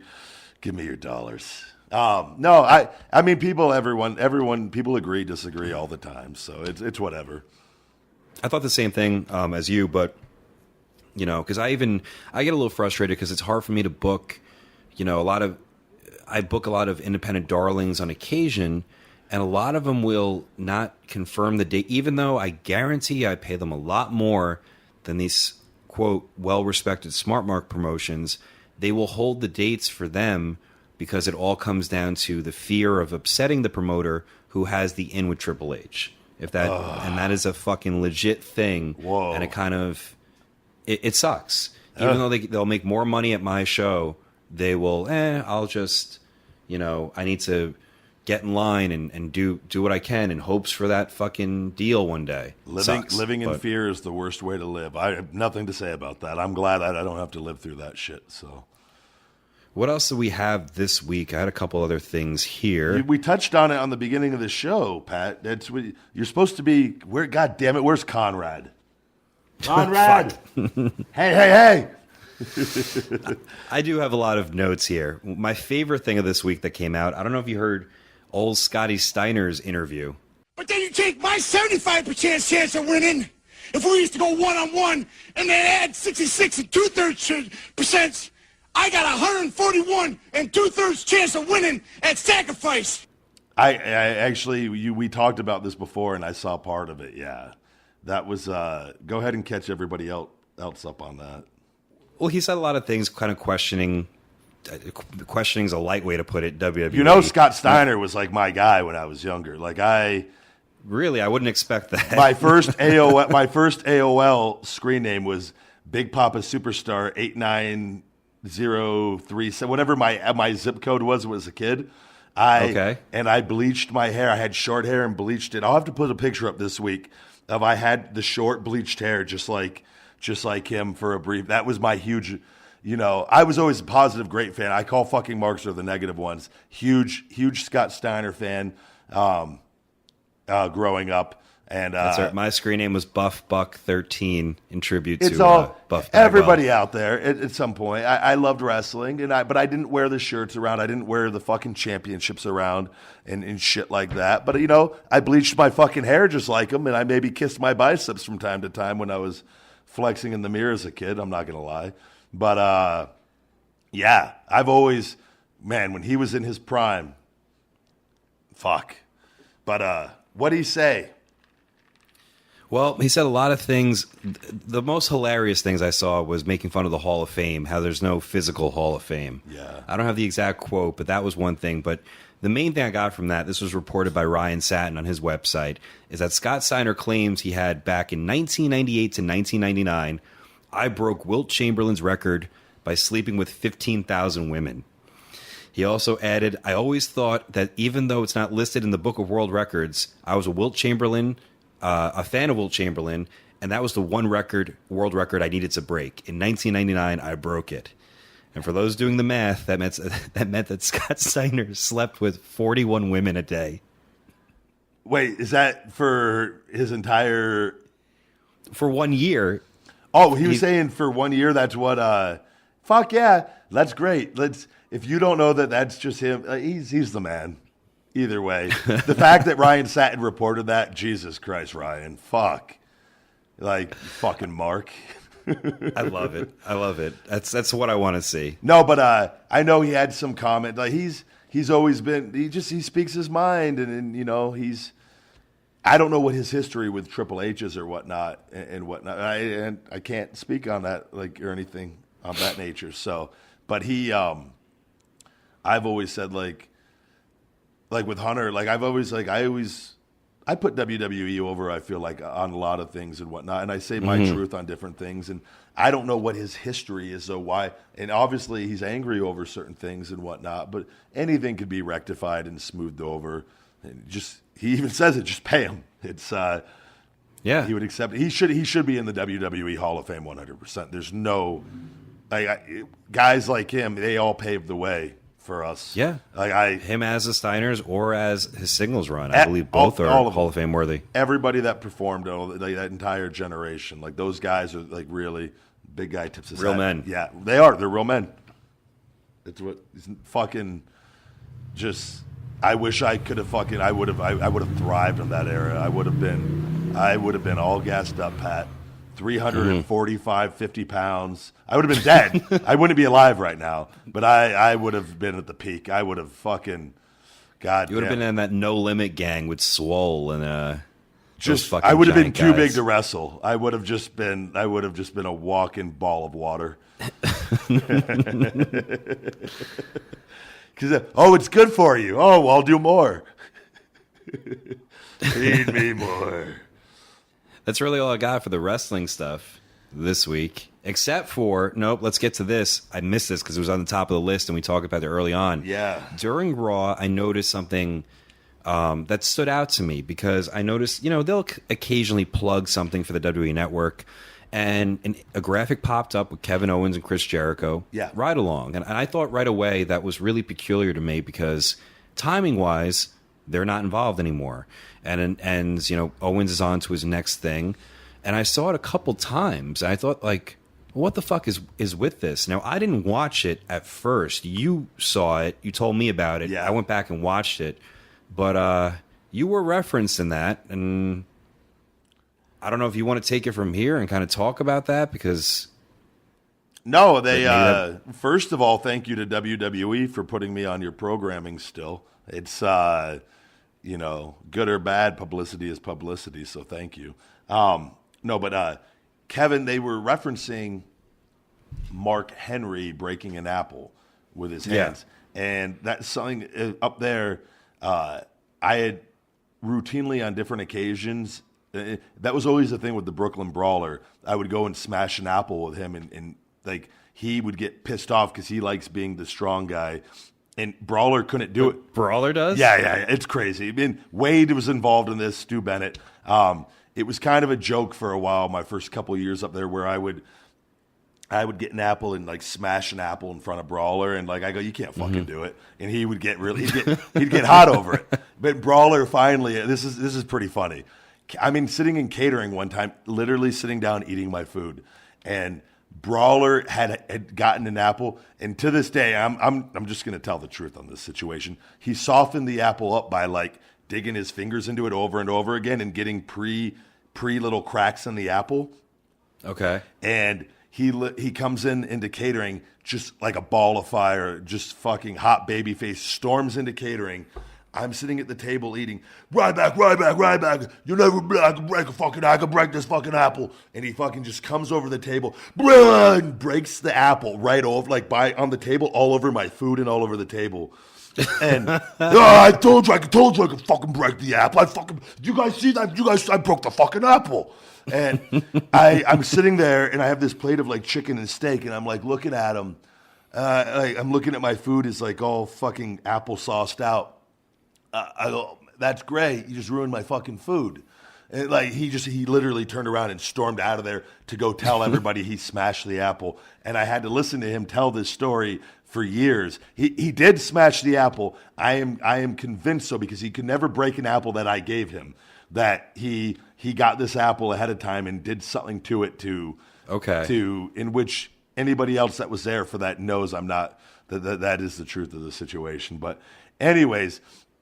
So they referenced something on the show where Mark Henry's strong as fuck, or he always was. He's legit was one of the strongest men of the world at some point, and he smashed an apple for Chris or something something along the lines of that, in which Kevin then mentioned about a pre-tape that me and him, or not a pre-tape, we actually had to do it live. It was supposed to be a pre-tape where we were in Baltimore. I remember this very vividly. Where he was eating or tossing an apple in his hand kind of during the interaction me and him had.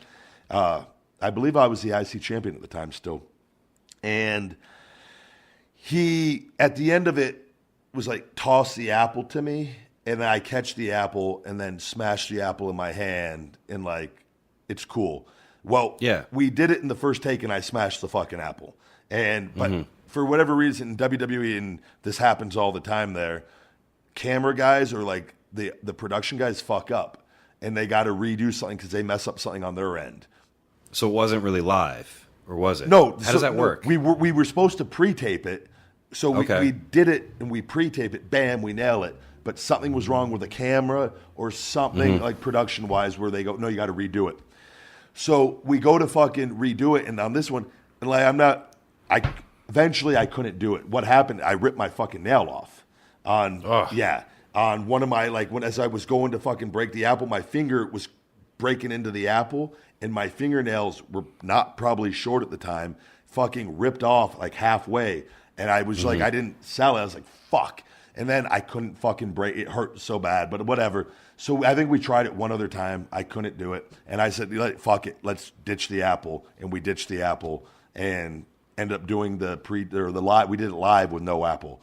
And but I was like, I saw that and I was like, yeah, that's not the full fucking story, which isn't his fault. They probably edited that to make it like, well, Ryback can't break an apple. So I broke one on social media, which wasn't my best break, but I'm just like, Jesus Christ, of all the things, like, let's make sure if you guys want to go ahead and throw, like, the rise and fall or whatever, the disaster of Ryback, you got, all you can fucking find is you'll find the Tenzai fucking botch, the Heyman botch on a live event. I can name them all. There's literally only 3 or 4 of them.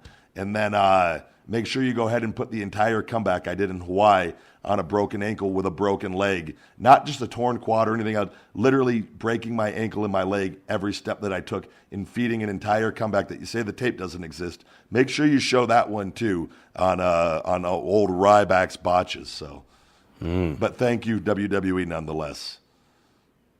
I thought it was an interesting show because I watched it too and I was like, all right, well, they had that. Before they had that, the conversations with Chris and Kevin, and for anyone that hasn't seen it, go check it out. But the first thing they reference is like, things in Pennsylvania, and they bring up the Rumble that Batista came back for. And they kind of call out Rey Mysterio, saying Rey was number 30, and, he had a really bad reaction from the fans there. But I thought that was really, like, interesting because, if anything, their conversation probably revolved around how the fans literally protested the fact that Batista won. Yeah. And they painted it up like, oh, Rey's No, reaction, that wasn't the Batista one, was it? Or was it? Sure. No, that was okay. So yeah, because he mentions in it like they were so hot for Dan, and then when Rey came out, they were pretty much booing, but they were booing because the whole rumor that everyone knew beforehand was that Batista came back to win this, and it's like, wouldn't that be said? But I noticed that Vince kind of, I feel like, has this love. I mean, rightfully so. He's our favorite wrestler, Batista. But it just was painted in a way that I thought that whole show was interesting because I'm like, all right, so they've said that about you. They said that about Rey Mysterio. By the way, I remember that one because Dave actually eliminated me on that. And oh, really? That whole thing was so unorganized. That whole thing got thrown together last minute. And that was the last one Punk did, I believe. That was before he quit. Yeah, it was. And I remember we were all in the back in a room with like Hayes and everybody's there trying to fucking organize it. And the show's going on. And we don't even know. Nobody knows anything yet. Like it was that unorganized at that point. But Dave, when he knew he was eliminating me and he came over and he goes, Jesus Christ. He goes, what the fuck are they doing with you? Like just that. And I go, it's a long story. And he already knew. And he goes, well, I want to like make you look as good as I can before. And I said, I go, honestly, at this point, I go, nothing fucking matters. We had like a little stare off or something where you could see us physically side by side. Okay. And that was cool of him that was him just like being cool and like just, and then we had a little interaction where I think he backdropped me out over the corner where I went out and we took a decent bump for him out over the corner. So, but I like him a lot, man. He's just a cool dude. I'm glad he's had all this success. But yeah, I thought when I saw the ride along show, it was I had some things people mentioning that I was mentioned, and because I've never watched the show until I put that one on, and then I watched it from the beginning because I didn't know where the part was where I was like, I want to see what they say, and it was a little negative, just the overall theme of the show, I thought, and I was just like, absolutely, I'm not, and it's fine, whatever. And again, people got to understand, like, this stuff is scripted TV shows for WWE. These guys probably are. I don't know. I never did a ride along, but I would imagine if it's the E and all that, they're total divas. Like that shit's more fake than wrestling. Like it's all that's reality TV in general is more fake than real. Like it's just. That's the whole gimmick of it, but it's just real life interactions and it's weird how they fucking do it. But I wouldn't be shocked if they give the guys bullet points from a writing. Really? Yeah, I wouldn't be shocked. I don't know. Okay. I can't. Don't quote me. That's not a fact or anything. But okay. The fact that I was just like, kind of negative on and like the Byron Saxton's one of the greatest human beings alive. Yes, they're such a nice guy. And I like all the people that were, Corey Graves, I like him. I've talked to him. I just saw him recently at a live event thing I did at his show back east, and he's a great guy. I was just Byron Saxton. Like I've never I've never once like talked shit to him or joked about him or anything. I was like I've gotten along with him from day one because he's a good human being, and so that's one of the bad things about wrestling. Kind of, I think if you're nice sometimes or too nice, guys will prey on that to just pick on you or just like talk shit because whether it's in playful fun or not, it's like you're on a TV show talking bad about a guy. And I don't know if it seems like to me, I was like, I can just see that being the directive because he's such a good guy. I just have I don't believe anyone would talk bad about him. So it was in a teasing nature, but it was like almost the whole thing. And I love Corey Graves too. And I think people, if they knew his like whole story, would have even more respect for him. I remember him in OVW just fighting for a job and as a wrestler, and he went through it all. But I don't even know. We should talk about that sometime. Yeah, I just remember that he'd be down there and like people really kind of. He was a hard comparison to Punk because he had the similar hair, similar builds, and it was probably really tough to stand out. And he was always a good wrestler when he looked that part, and he was a decent size, decent look, and he always did well. But I remember they didn't hire him then, and then years later they finally did. Yeah, and he transitioned and had the stuff going on with the. From being a wrestler, and so he's created the best life he possibly can by being. I told him I told him he hasn't made. I go hasn't made. I go you don't have to kill your body. You have TV presence, and he lives in Stamford now, and he has to do stuff during the week at the office. But it's outside of getting out, and obviously wrestling is there's nothing in the world like it. But that's the next best thing, and you get to you don't have to kill your body. Anymore. And he's good at it. Yeah. He's really good at what he does. And you get to have a personality still and be creative and whatnot to some degree. So I'm happy for him that he was able to turn a negative into a positive. So my whole point with this show is I thought it was kind of weird to see that you were mentioned, Rey Mysterio was mentioned.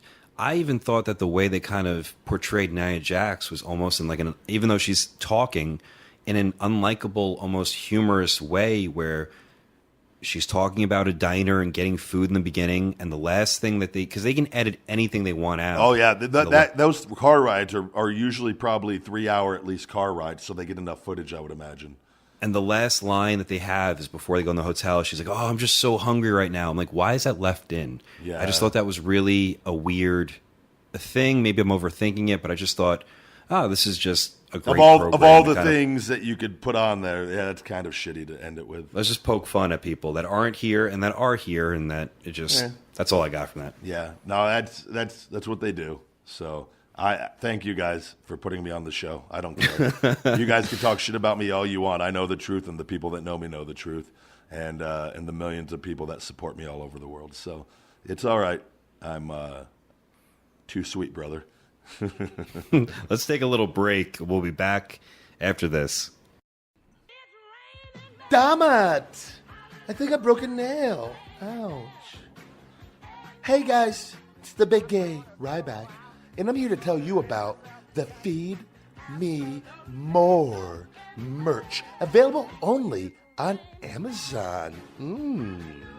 We have a wide selection, everything the big guy Ryback, Feed Me More nutrition, and we have everything available in men's, women's, and youth sizes, in multiple colors also for each design. You guys, you have to check out the Feed Me More merch only on Amazon. It is truly one of a kind, like me. So don't be a snore. Go feed yourself more. I know I will. Feed Me More merch, available on Amazon. Hey guys, this is the Big Gay's manager, Tickles. You can find the direct link at the top of feedmemore.com. Ooh, I like it on top. All right, and we're back. Think it's that time, Pat. Are you ready for the old reviews of the week? Are you falling asleep on me? It's late over there, I know. No, I'm awake. I think I drank a little bit too much. Oh no. Wait, vodka. I'm okay. No, I'm still going. I'm slurring a little bit, but I'll be all right. Ooh, this makes me nervous when you start. How the hell did we ever record 6 episodes that one night? I don't know how people even listen to them. They're all. We might on a future episode listen to our old episodes and just cringe on how bad they are. I don't. No, I don't think at the time, but they were just shorter episodes. But we had to. I remember. It was just an entirely different format. It was like at the time I wish we would have known to just do it this way that we do it now, because it's so much more effective and just more relevant and convenient doing it every week. But it was I think it's a testament that we were able to get through 6 shows at a time. We were recording, I remember, for 5 or 6 hours between stopping and going and everything, and then that's doing a show the next day. We were motivated, but to try to after wrestling the next day and record for 5-6 hours and drink 3 bottles of wine and the Pat Buck Drunken episode is one of my, to this day, favorite things ever. But I always get little flashbacks of that when I see you can never, I think then we did beer and wine, which was much milder, which we could dude, if we were doing those with hard liquor like this. Oof. Those episodes would never have existed. It would have been we would have woken up and been like, oh man, we only did 2 episodes. The microphone's still going, recording us. Lord coming over, and we're in our whitey tighties with vodka and fudge sickles all over us. And a loaded gun. Yeah. Check out the last episode for that one. God. Okay, so reviews of the week. Reviews of the week.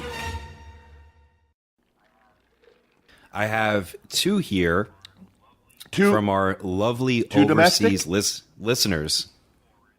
2 foreign and 1 domestic. Okay.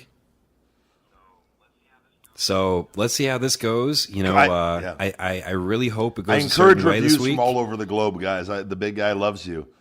Shipping isn't cheap everywhere, but again, that has no effect on anything being decided, just so you know. Well, I find that a little hard to believe, but nonetheless, these reviews are a bit shorter compared to our normal ones, and we've talked a lot. We want to get to all of our different segments.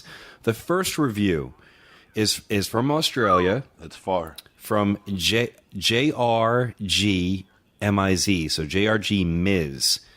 1 sentence: if you don't like this podcast, you're a mark. That's a great review.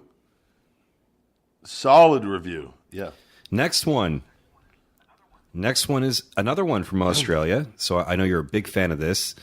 It says, awesome, by Adam Gilbert.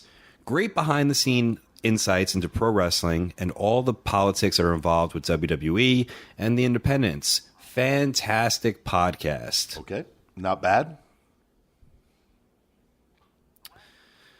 The last review is from the United States. All right? It says boring. Wait, I thought this was good. We were supposed to do good reviews, I thought. Oh. I just picked any sort of review. I don't know if it's reviews of the week. I didn't know if it's good reviews or bad reviews. But go ahead. No, read the review. Maybe he's talking about other podcasts, so go ahead. It's by Let-Me-Writes.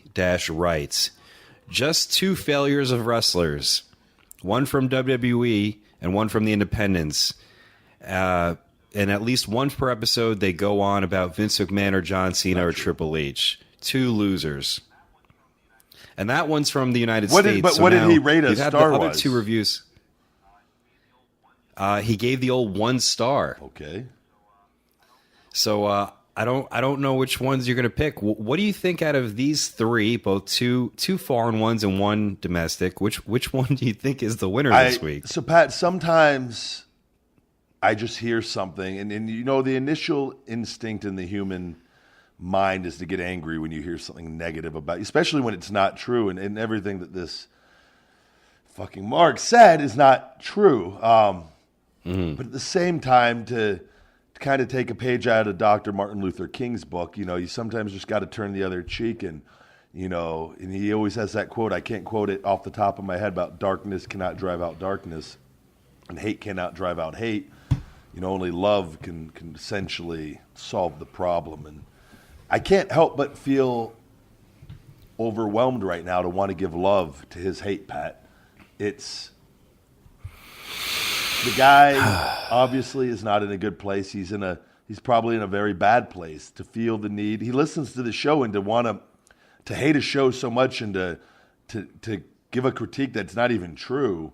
You could only pick a handful of times out of all the episodes where we shared some insight on different things that were completely true. I want to maybe give this guy a little Feed Me More nutrition and maybe help him feel a little better. Maybe he needs a little wake up unlimited energy in his life. Maybe he suffers from low testosterone and he's a fucking mark that can't get it up and fucking he's depressed as fuck and he hears two guys that are successful and happy in life and he gets angry at that. So maybe Pat, I can change his life around by saying, you know what? What's his name? Let-me whatever. Right. Send the big guy at feedmemore.com an email with your name and address because you're this week's winner, pal. I'm going to change your life. I'm going to turn that frown upside down. And I want to take a negative, your life, and turn it into a positive. And that's what Pat, he's our fucking winner. All right.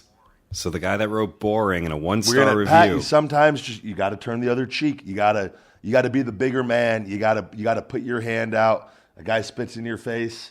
The initial reaction is to throw a working fucking big boot back at him or a working punch. But in this case, I stick my hand out to shake my hand, pal. Let's fucking squash our differences. Something a little fishy about this, but hey, that's you're the judge on this one, and congratulations to our I encourage to our all winner reviews, this week. Pat. It's never been about just good reviews. Never. So, but thank you. Thank everybody, all great reviews. We appreciate your feedback. Also, guys, if you do, this is a problem, Pat, for this week. I've encountered this from a winner from 2 or 3 weeks ago. Guys, I'm not a psychic mind reader. If you email me and you don't tell me the supplement that you want along with the free workout towel and shaker bottle, that if you don't give me an address and you message me weeks later saying where's my stuff, and then I respond to you and just say what supplement would you like and what is your address, and then you tell me your supplement that you want, but you still don't give me your address, put me in a tough position that I really like. This week's winner got a hold of me.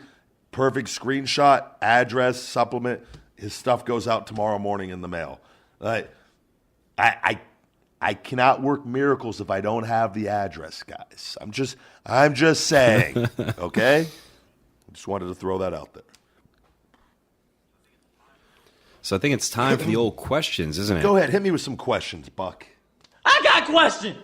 From Andrew Willett on Twitter, AW CrossFit 1986. What ingredient in fat burners is it that makes a person all jittery? It could be different things. Caffeine can make you jittery if you're very sensitive to caffeine. There's all different forms of stimulants. Even I'm trying to think of some other ones off the top of my head because I don't take this stuff.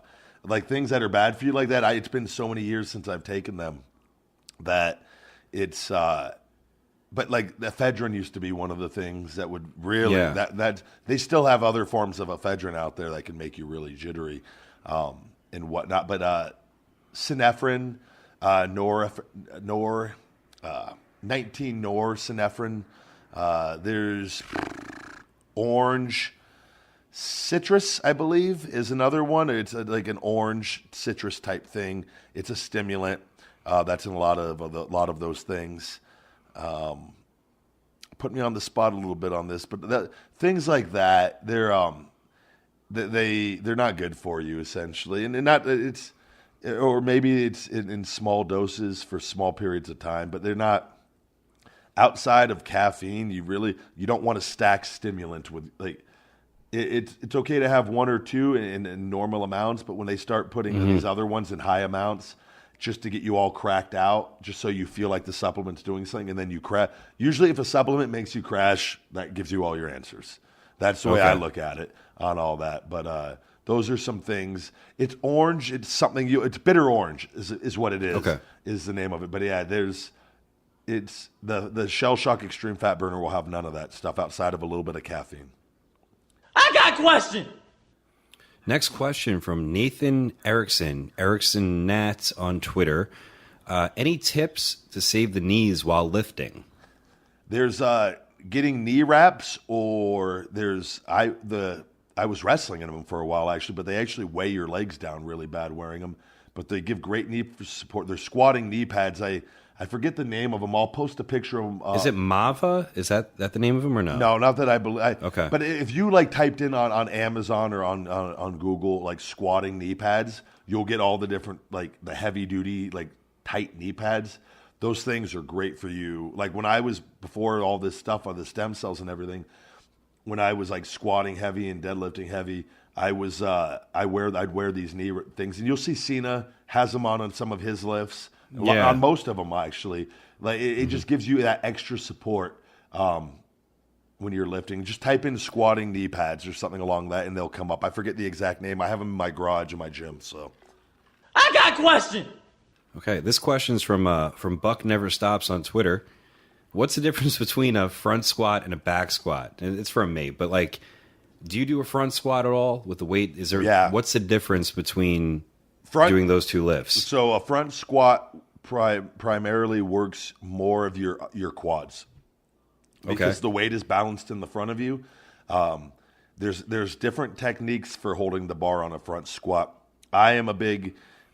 You'll see some people put the bar across like their chest and sternum and cross their hands. Which is not recommended based on different books that I've read. The more athletic way and the better way, I feel personally, everybody's different. Some guys might just be way more comfortable in that, and that's fine. Is where you kind of have your hands, your elbows up high and your hands under the bar with it resting on that. But you need good flexibility to do that. But that's the way that I've done it. I actually posted a video. I only did those. I did them briefly.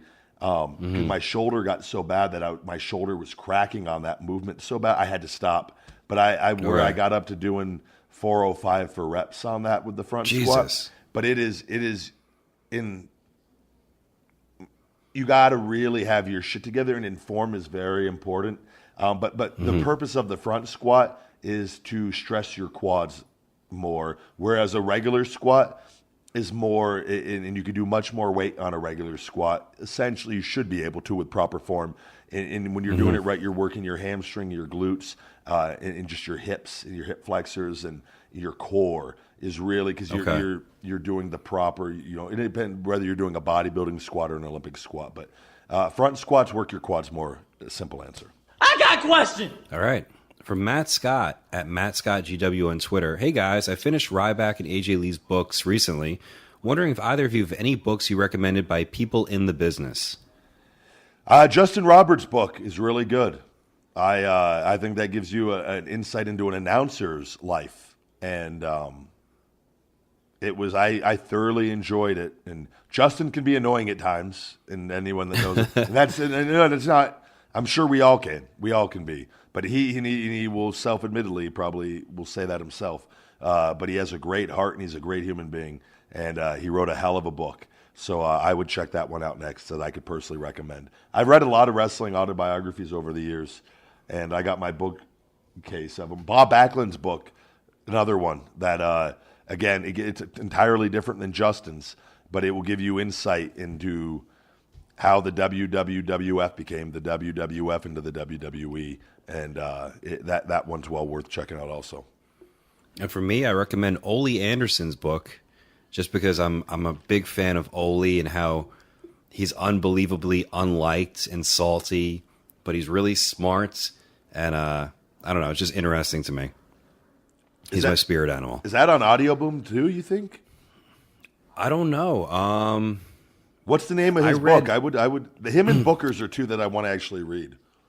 Inside Out: How corporate America destroyed pro wrestling. Okay.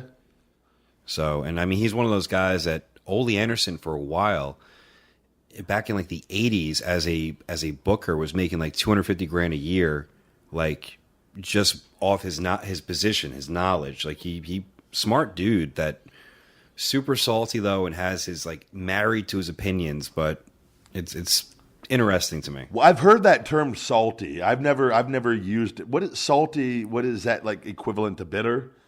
He hates everybody. I mean, and I think bitter is. I consider myself bitter. I'm bitter at things, but like I do stuff about it, and I'm motivated by it. But like Oli pretty much hates everybody in wrestling. Like, you can hear it on his interviews. You could hear it like he doesn't compliment anybody. Okay. Like he's really. I've been oblivious. I've never even checked. Okay, I don't know anything about it. I got a question. Next question from Michael Norton, DJ Guilty on Twitter. For both of you, any time that someone during a match made you so pissed off that you wanted to legit beat their ass right then or even in the back? No, not off the. Yeah. I can't think of any match where I'm just trying to think in my head of Rolodex of matches over the years that of a situation where I was angry or anything and pissed off. No, not off the top of my head. I can't think of anything. Same thing here. Nothing. I got a question. From Kevin Thorne, Mordecai. Can I get some supplements so I look as good as Buck Never Stops for the next WrestlePro show I'm on? They obviously work. I like Kevin Thorne a lot, and absolutely, they're available on Amazon and on feedmemore.com. There's some 10% discount codes going around. I believe Podcast 10. If you listen to this podcast, Podcast 10, you can save 10% on feedmemore.com on all Feed Me More nutrition. I got a question. Last question from Zach Fincher.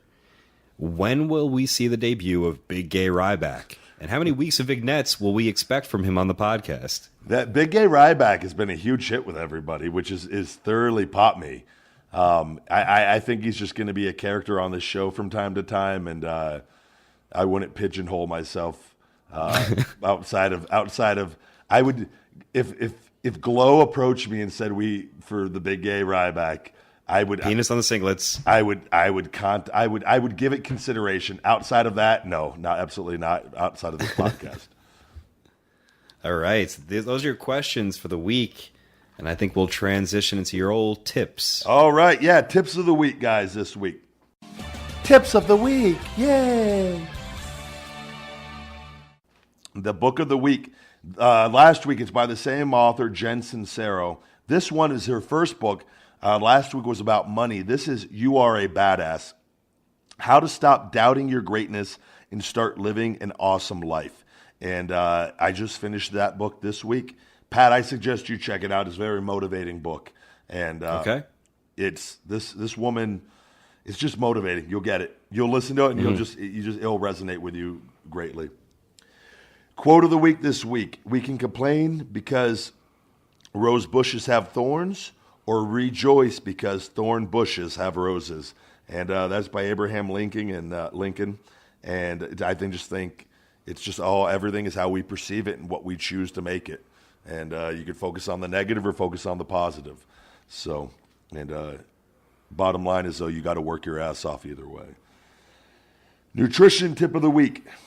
Adding a daily multivitamin to your diet could make a great difference for you. Our bodies need vitamins and minerals to function properly, and more often than not, our daily diet isn't always enough. It can increase energy levels, improve mood, reduce stress, improve short-term memory, and help maintain muscle strength. The brand that I personally use right now, and again, I will be doing a multivitamin in the future, but I always just tell you guys straight up, the brand that I have used for years on end is AST Multi-Pro. They have it on Amazon and the AST website. They have a website too, but I know Amazon is the most efficient way for me to get it, where it's usually here in a few days. And that's by AST Multi-Pro. I don't get anything from it. It's a sports vitamin. I take it twice a day, and it definitely is worth checking out. Multivitamins are very important because we usually don't get the amount that we need in the different vitamins from our diet alone. Workout fitness tip. If you lack motivation working out, try including a workout partner, guys. It's I love working out alone. I actually hate workout partners. I think if you don't, Me too. I think if you lack motivation from within, it's like I don't get that. It doesn't resonate with me. But a lot of people do, and we're not all alike, and I'm well aware of that. And workout partners definitely have their place. So find somebody that's going to help push you and who is someone who's going to be essentially somebody better than you, that you don't want to go work out at the gym and just be playing on your phones and talking and chatting the whole time. You don't want somebody lazier than you. You want somebody that's going to make you raise your workout level and push you if that's something that you lack, because you need to improve in that skill. So if you need a workout partner, there's no shame in doing it. If that's what helps get you motivated, or maybe hopefully eventually you can work out on your own. So, I always say too, if a workout partner is not an option, headphones, put on something, a podcast that you like, music that motivates you, meditation. I always do my meditation my first hour working out, then I put on the music that motivates me, and I finish my workout with that. So that's the tips of the week this week, guys. All right, great. I think we'll be back. One more break, and we'll get to our main events. We'll be right back after this, guys. Hey, everyone. In addition to being the co-host of this podcast, I'm the founder and promoter of WrestlePro. Dare I say, WrestlePro puts on the best professional wrestling live events in the country. We're also fully insured and licensed. Now, if you're listening to the show, then you clearly love professional wrestling, and I appreciate that. But I also have a question for you.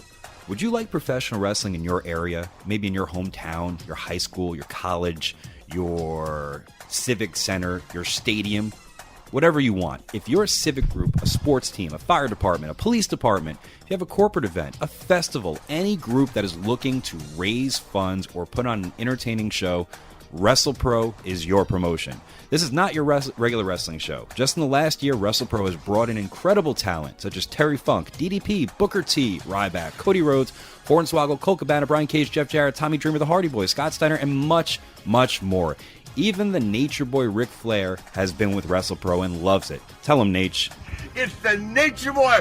Woo! Ric Flair, WrestlePro, the Nature Boy, signing autographs. Look as only can look.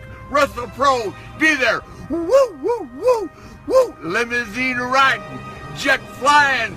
Woo! WrestlePro. Woo!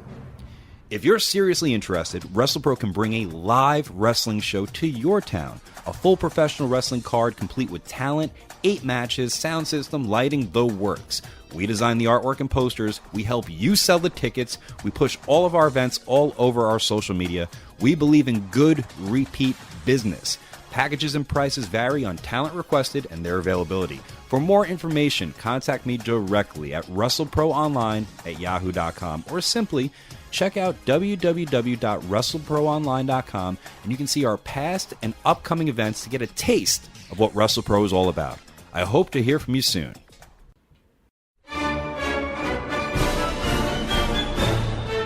Celebrate Independence Day with 20% off Feed Me More Nutrition and everything on feedmemore.com.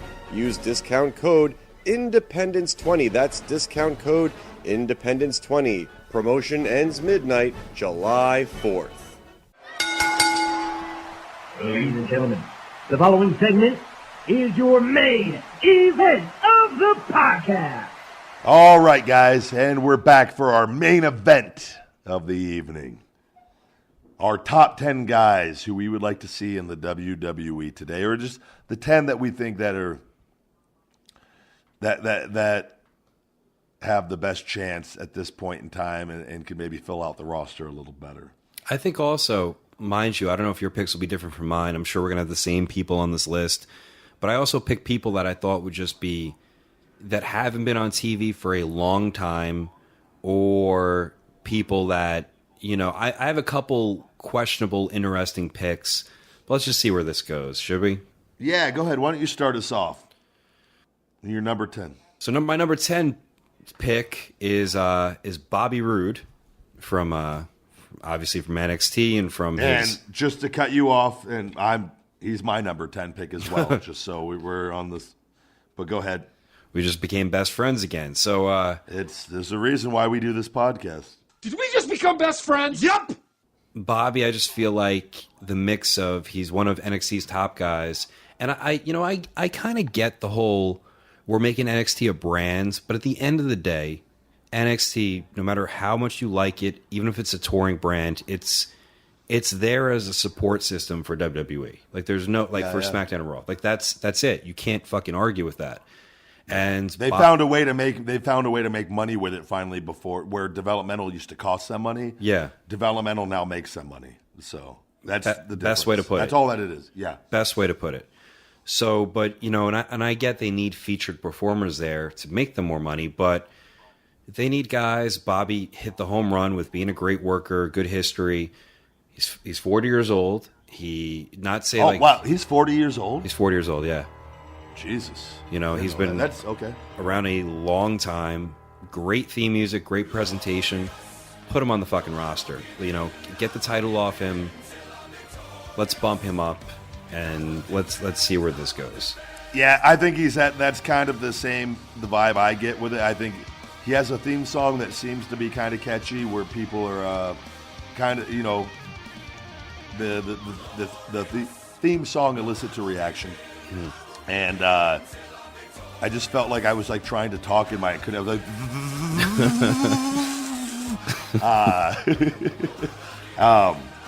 but I think that the same thing. Let's see at that age, if he's 40, let's go ahead and see what he can do here and get him to the main roster. All right.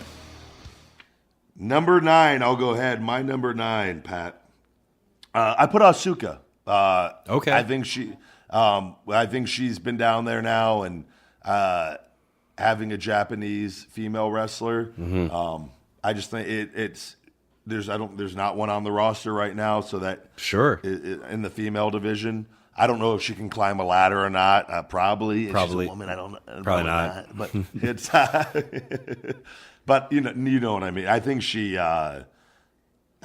ready to go up, and I think the women's division could use an extra female wrestler. So sure, good pick. My number 9 is outside of WWE. I don't know how he'd fit into the PG products, but I know I'd want to see it, and I know how they want to address it. Would be Joey Ryan.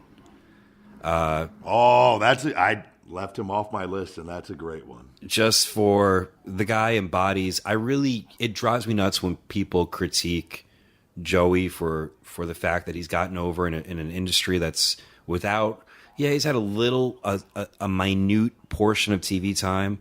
Joey's a smart dude and well respected by all the boys. Involved in multiple different facets from promoting and behind the scenes stuff, and as a worker himself.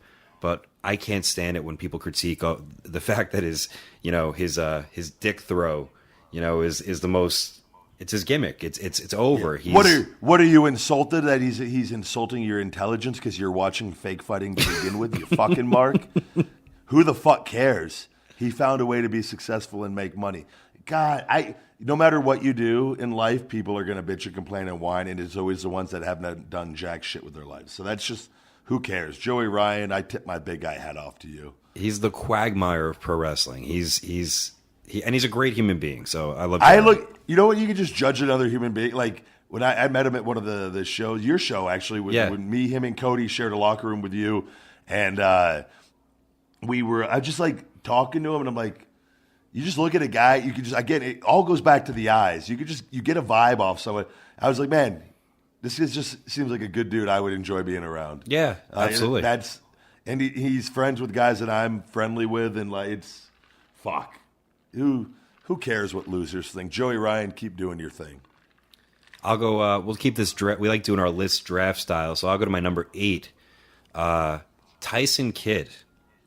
I would like to see Tyson back involved. I know what's going on with him, but I want to see. I think Tyson's the perfect person to put on Talking Smack, that show on the network. Oh, you're just in a role. You're not saying as a wrestler. No. You're just saying to be. Yeah. Some of these back on TV. Some of these I have here that aren't wrestling role. I want to hear Tyson Kidd be Tyson Kidd that I know him as, and just talk as much as he possibly can. This is what I was talking about having guys, and this was never a knock on like Sam Roberts or the. God damn it! I never remember his name. Peter Rosenberg. The other guy, Peter Rosenberg. Sorry, Peter. That having a guy like Tyson Kidd in there. Yeah. That we all know him for, and he's devoted his life to wrestling, has done everything. Yeah. That's the guy I want to see on the panel, and that's who and he will blow those guys away. Yeah. No offense, because he's lived it and done it, and it's a whole other level. It's night and day, and he would, and just the fans like that. He's already known. I just think he deserves to have that TV recognition if he wants it. If he wants it, not everybody. Yeah, if he wants it. That's. But he would really thrive in that position, I believe. That's a great pick. Your turn, big guy. My number 8 again. I picked Kenta, and the reason I picked him is I think it's that sink or swim time. They got to bring him up. Absolutely. And just get him the fuck out of developmental. I think that's the worst thing for him, that he's been in that, and like eventually that can. It's like you got this hot prospect and you keep him in AAA year after year. Eventually, it starts mind fucking the guy. Yeah. And not to say, he had the injuries and he overcame them. Just get him up there. Whether it's doing dark matches for a fucking year or 6 months, just get him in the mix, get him up there, get him making some money, and get him out of developmental. He doesn't need to be there. For a guy that established so much in Japan, and I've seen the way, I don't know I don't think they've used him in a negative light at all, the NXT, but I agree. Get him fucking out there. It's not that they've used him in negative light. There comes a point in a man's life that you got to just get it. Like, he needs to see if he's going to be the guy to make you money or not, or if he can be in a role. If not, let him go back home, and it will just be the best for all parties involved. If it works out, fuck yeah, let's go with it. But get him out. Don't keep him in purgatory any longer. That's kind of the vibe I get when you watch him in NXT. And I actually, while I was doing cardio today, I watched him in Biff Busick, Oni Lauren on NXT work a match. If I'm saying that name wrong, I apologize. It's a fucking hard name to say. And I got the vibe. I'm like, man, there's nothing happening here. And you look at him, you know how much success he's had amongst the boys and in Japan. But it's not translating. I know guys like him in NXT, that fucking 400-person crowd, chants for him. But to me, completely different. It doesn't. Again, people. It was like the same. It's been the same way in developmental from day one. It just because you get over in developmental doesn't mean you get over on the main roster. It's totally different. But it's that's the first step to getting out of developmental. Yeah, if that makes sense. So, but I just agree. Get him out there. Let's see what happens. See what he got. I just think it's time. Number 7, Pat. Is it me? Am I up again, or it's your turn now? I just went, so go ahead. Okay. The one I have is a newer girl to NXT. Her name is Abby Lath. She wrestled as Kimberly on the Independents. And the reason I don't even know who she is. The reason why I pick her is because they don't have, at least I don't feel like they have it on SmackDown or Raw, how many indie darlings they have for guys. They don't really have a girl that's necessarily a independent darling. If they do, I can't think of it off the bat. Is that what she is? I feel like she kind of, gained her stripes as Kimberly. She was champion at Chikara. She was, very involved with Beyond Wrestling, and she's done a lot of great stuff. Blonde girl, yeah. I don't know if she's dyed her hair. Nah, kind of the natural route, maybe on the smaller to medium side. Pretty girl. She's got herself just in asking shape. Nobody, not trying to. Sure, that stuff's yeah. So I think it's a fair question. I would ask it the same thing for a guy. Blonde, big tits. And she's always been a really hard worker, but they've yet to kind of have an indie darling female there. So it's like, let's just see what fucking happens. That's the whole reason. Will the indie crown turn on her if she gets a tit job? Oof, good question. Or a boob job, I should say. Good question. I don't know. They might. Could that be what she's missing to get to the main roster? Do you think? I don't think I think that used to be a thing. I think that's not a thing anymore. Look at the girls. You think Vince just lost his love of tits all of a sudden? Man, maybe. You don't think if she just had a big pair of tits that would make Hunter's conversations with Vince look at this chick? Because obviously the conversation's not worked yet. Yeah, I mean, I don't know, because I feel like there's so many girls on Feed Me More Nutrition's going pretty good, sweetie. If you need a donation, give the big guy a call. Ryback offers breasts to NXT. Just getting girls cut up to the main roster on the reg. But I just feel like a lot of it's God. I think it used to be a requirement. Now, not so much. But Abby Lath is my next pick. All right. My number 7 is again. I kind of have a theme going a little bit here. Is Eric Young? Okay. And I don't know how old he is per se. I feel like he's been around for a while. I think he's in the 37, 38 years old range. And I think he's had success with doing different roles throughout his career. And I don't know if I see Sanity going up there per se, just because it's so similar to. I feel like just it reminds me of the Wyatt thing so much, and I don't think any amount of time right now while Bray's there. I think it's just too close. But I think getting Eric Young in the correct role, he's one of those things they might be killing time right now and keeping them relevant. Mm-hmm. But I think that would be a discussion I would have if I was in creative at HQ. Is trying to think, well, what can we bring him up as here and get this guy going on the main roster? Are you familiar with his work as like a comedic babyface? Did you ever watch that? I might have seen a brief. Was that over an Impact a little bit back? All Impact. Yeah, stuff. I think I saw a little bit. I know he had the run as champion kind of during the Dan O'Brien thing too. I believe so, but I don't think he was as the underdog kind of thing. But it wasn't the comedy thing that I saw. Yeah, like I was a fan of him, and again, some people just aren't big on comedy wrestling, but he connected, and I feel like he's always done whatever role he's given well. You can tell he cares. You can tell he's a decent worker, a good worker, but something about him as a babyface and that comedic element, I feel like that's when he was the most. That's what got him really put on the map, and he got away from that because people told him probably to get away from that. But I don't know, there was something there. But I get what you're saying. Yeah, no, I just think I think he would do well. My pick, if we're up to number 7, I didn't put this in order. Aleister Black. I don't know if you watched him at all in NXT. I've heard of him. I think I've seen a little bit. Not much, but a little. He was Tommy End on the Independents. It's weird because they've flirted with the idea of bringing him in for 205 Live, or you've heard reports. He's a taller dude. He's like 6 foot. He looks, big enough where he shouldn't be in that division. Super interesting just entrance. They actually gave him an entrance that was made for Taker, where like it's one of those things that like the whole like an inversion table, it just sits up and he does like everything. The whole presentation's very good. He's a skilled worker. You might want to go back and check this out. They do little things for him they haven't done for guys in a while. They did a good job. They do a lot of that, I noticed now, by the way. They put a lot more production work into guys, and this isn't a knock on anyone, guys that are smaller or lack like that X factor or that huge draw. I feel like they give more production to in their entrances and everything else. I've always noticed that. Like I feel like they give guys like that way more because they think the physical aspect isn't there as much. Mm-hmm. So they dress it up as much as they can, and they do it better than anybody. But that's not being negative. No, I understand. With him, I feel like there's something about him where he actually comes. He's not the biggest guy. He's not the smallest guy, but he does come across like, oh shit, this guy could kick someone's ass. Okay, and I think that's really important. Not a bad thing. Tattooed guy. I think he's from the Netherlands, but they've done a great job on featuring him in NXT, and I think he's going to do well if they keep with those elements. I think he has a chance, a big chance. Okay, no, that's cool. I'll check out one of his matches here. My number 6 is a guy. He did a little bit. I think he did the Cruiserweight Classic. Zack Sabre Jr. I think is okay.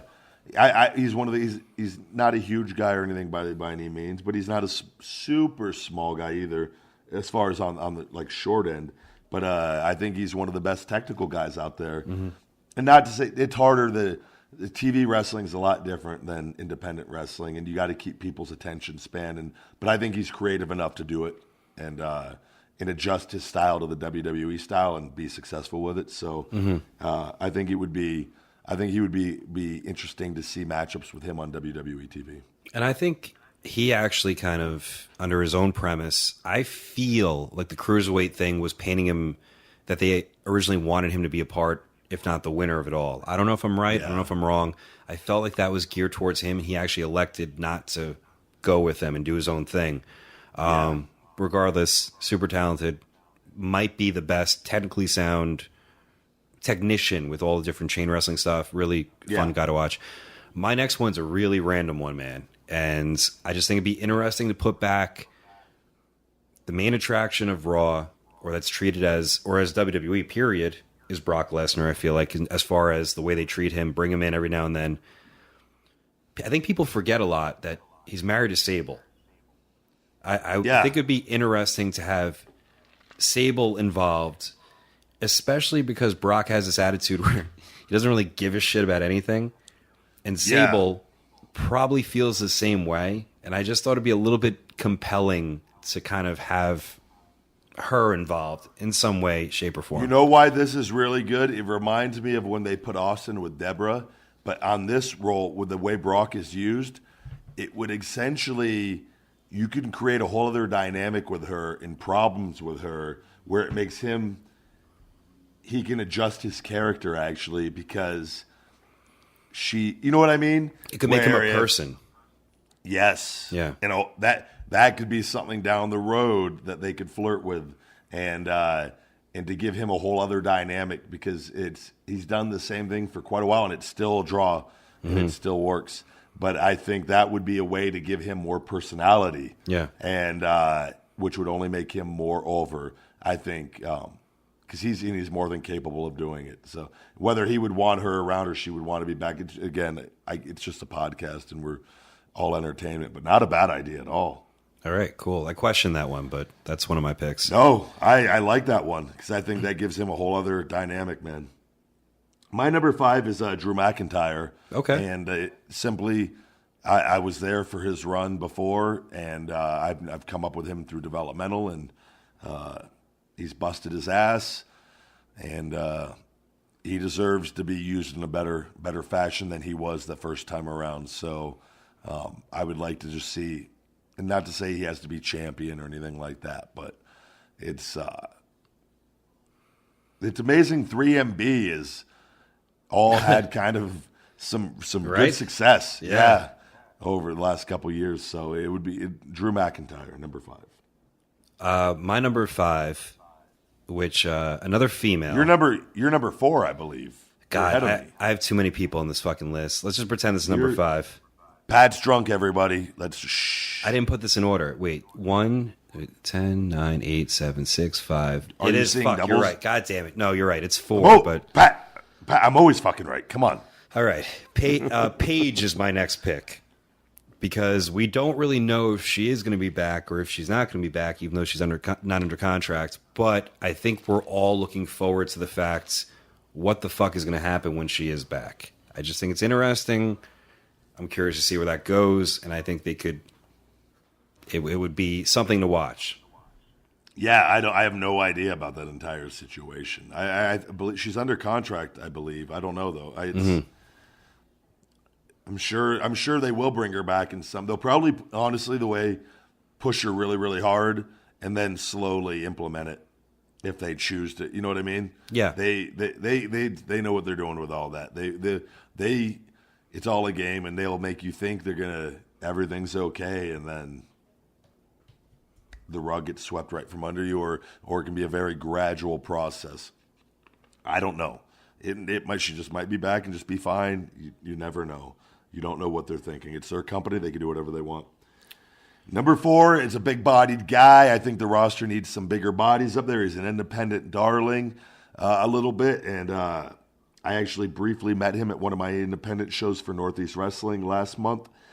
Keith Lee, I think, is a big-bodied guy that would do well on the main roster. I think he'll be there sooner or later. I'm kind of I don't know if they want him to lean up anymore or what. He's not like he's a big-bodied guy. He looks like he could kick someone's ass. Yeah, that says it all. Mm-hmm. That's all that you need. He could. I feel like he has a personality. Yeah. Oh, so, sure. Yeah, I would. I think he's due for a main roster call up at some point. My number 3 is quite the indie darling, which I'm really confused why he's not under WWE contract because he's everywhere and he's Evolve's top person. It's Matt Riddle, former UFC fighter, looks the part. Was he a UFC fighter? Yeah, and he did quite well. From what I know, he was undefeated. I don't know how many fights he had there, but like surfer-looking dude, good yeah, shape. I've seen one of his matches. One of the things that this goes into one of our things. He was in a match where I saw them just trade suplex German after German, and I was just like this. It was just such it was such garbage. Okay. That I couldn't watch anymore. Like I was just like, this is too much for me. But he can go in the ring. Yeah. He would need to adjust his style, obviously. But I just think it's weird that he's like the top. He's doing so much stuff, and I'm like, why isn't he even? It's like he's not even mentioned for consideration, and I think it's very strange to me. Like I don't know why he's like. How old is he? He can't be that old. I mean, if he's around 30, maybe. I'm sure I can Google it real quick, but. Again, they time things out too. If they have enough guys where he could be on their next crop of guys to come in, where like the next NXT call up. So okay, we need to get 6 more big guys up or guys up here that we think could do something. They got to kind of pace themselves too, so they don't burn guys out being down there for too long and whatnot. So he's 31 years old. 31. Okay. He has plenty of time. Sure. My next number. No, I'm up. All right, you're up. You're so. Oh my God. No, it's fine. Jesus Christ, I know when I'm bad. I'm not that bad this episode. You're trying to do 2 picks in a row, asshole. Sorry, pal. Okay, my number 3, Ricochet. Okay. Even though I just think he's, again, I think his style would have to be adjusted a little bit, but he's more than capable of doing it, and I think he would thrive on the WWE roster. All right. My number 2. 2, or is it me or you? You. Colt Cabana, who never got it. I feel like he never got his fair shake, and I almost put him on my list. Really? Yeah, because I thought the same thing. So, and I thought he's doing a lot of commentary these days, and I'm like, what better way to have someone? You have Morrow doing his stuff, but I feel like he could be a modern day Jerry the King for this generation. If you have Colt doing, a younger guy being the voice of, there's a certain credibility that comes with being a wrestler. Like Lawler had. Like, oh, we know Jerry the King Lawler, and he's comedic, and he was kind of a heel, but almost in a way, Colt could fill that void as being almost a similar thing in a way. If not just being a flat-out roster member. There's no one like Colt, I feel like, and people undermine his comedic stuff. He's fucking talented, and he's great in the ring, and he's the best. I love Colt, so... I enjoyed my match with him, and he's a good human being. Yeah. And I think he's that comedy wrestling that he's able to do. That's for me, like, you put him on, regardless of how you want to use him on TV. I think he would be a perfect that Santino being gone. Yeah. I think he fills the Santino void perfectly. 100%. And I think in live events, you give those people that comedy match that is desperately needed on live events in between all the seriousness. Mm-hmm. And it is, they missed the boat on that one. And I think that, and I know they have all the lawsuit stuff going on and whatnot. I think I wish it was just about business, man, because if I was in charge, that would be his role. That's the guy. That's the guy. He would be paid accordingly because he's fucking awesome. There might be nobody better at that role than him. So sure, he can take guys that aren't comedy guys and do comedy matches with them. Exactly, and make it like it's. He prefers that too, to be with someone that's so plain because he can just do his stuff. Funnier, yeah. I agree completely. My number 2 is not a comedy guy, but Chris Hero. And I just think it's time with everything. And I think there's that dynamic with him and Cesaro with their past. Sure, the Kings of Wrestling, yeah. That I think that could be, and I think they could do something interesting with that if they, with Cesaro leaving Sheamus and going with him. And I just think there's there's something there, and I've never, like, again, you've seen, he doesn't have bad matches. No, never. Not to say he always has the greatest matches, but and again, he's back in the system. I think I don't know if he's lost weight since coming back. I don't know. I don't know if he works out or not, or any of that. I would hope that he does now and whatnot, but I just think there's something with Chris Hero. Sure. There is. Great. Yeah. Number 1. All right. I wonder if we have the same number 1. I bet you we do. Okay. It's a tag team. Nope. Okay. Don't. Wow. Okay. My number 1's the Young Bucks. I think that they... Really? Yeah, absolutely. No team or independent wrestlers, obviously, like, they are independent wrestling. They're two guys. Are they in 205 Live? No, I think that first put them in NXT for a minute, or put them in the tag division on SmackDown. Seems like the better thing, but I actually did think that doesn't even matter at this point. It's unbelievable that at one point these people, they're the most over thing on independent wrestling in terms of self-created independent wrestling guys. They're the wrestling fans. Yeah, and their whole persona, their whole act, their whole presentation, the quality of matches they have. I think it's really ignorant of WWE not to throw the amount of money that they would be okay with taking to have them. And it's almost like if they were ever to go to WWE, which I know eventually they have to, I think they're going to just fucking do it. I think there's a huge gap, though, between the regular wrestling audience and then the casual and people that watch just to watch. I think so, too. I think it's just such a huge But I difference. think they'll be a success. I think with that, people seeing them for the first time will love them. Kids see them. Are they a success going out and losing every match? Because winning and losing is what gets you over in wrestling, because people like winners and they don't like losers. But they wouldn't be, because then they'd be put under the too sweet umbrella of Hunter, and they wouldn't be losing every match. I don't think. I know. I'm not. Yeah, no. I like them too, but I don't. I'm just saying it's such a huge. I don't know. I contemplated putting them on my list just for the fact of wanting to see how they would do up there, and what I don't know. So, but that's a good pick. But I also think that the pay-per-view crowds, NXT is a different thing. It's the same 400 people, but the smarter fans are the ones buying all the tickets to the pay-per-views. So if they're on anything with their backstory, even if they're getting destroyed, they're still going to be over. So I think they will be a success. I don't know.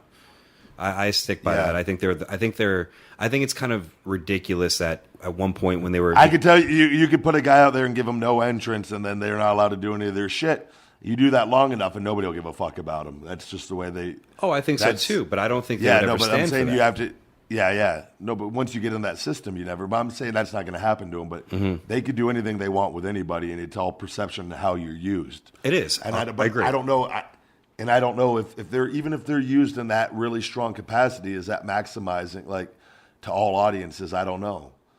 But I get it. I think it's interesting, a dynamic, but to see how it does, because they've done so well on the independents, right?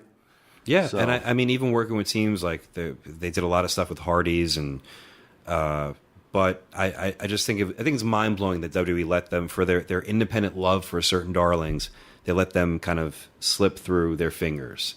I don't know if they have necessarily. I bet you there's been communication, but I bet you if they're doing that well on the independents.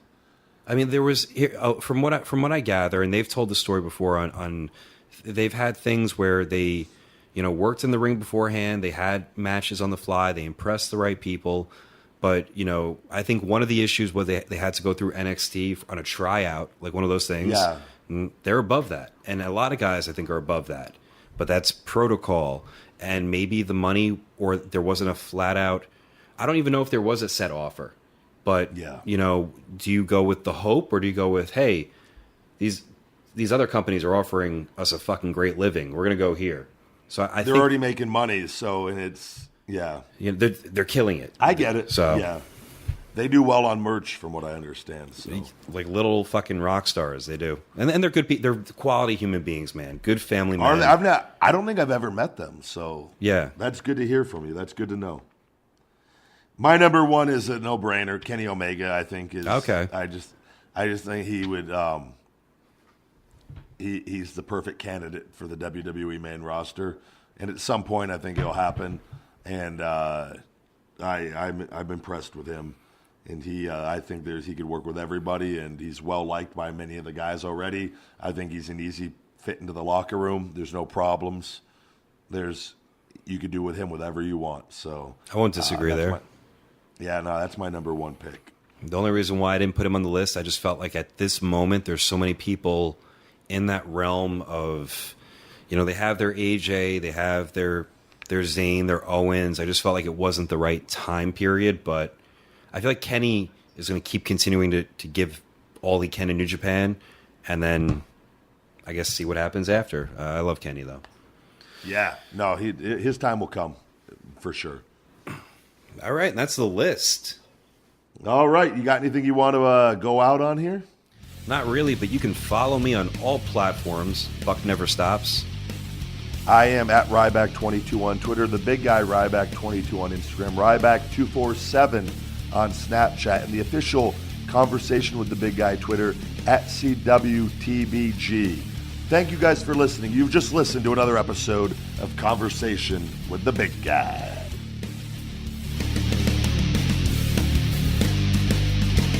Napa know-how. There are lots of amazing cars on the road, but perhaps none more amazing than the paid-off car. It may not be pretty, but the price is right. Heck, if you keep that thing running, it'll actually start paying you. Because with Napa Rewards, for every $100 you spend, you'll get $5 off. So keep your car running longer, stronger with Napa.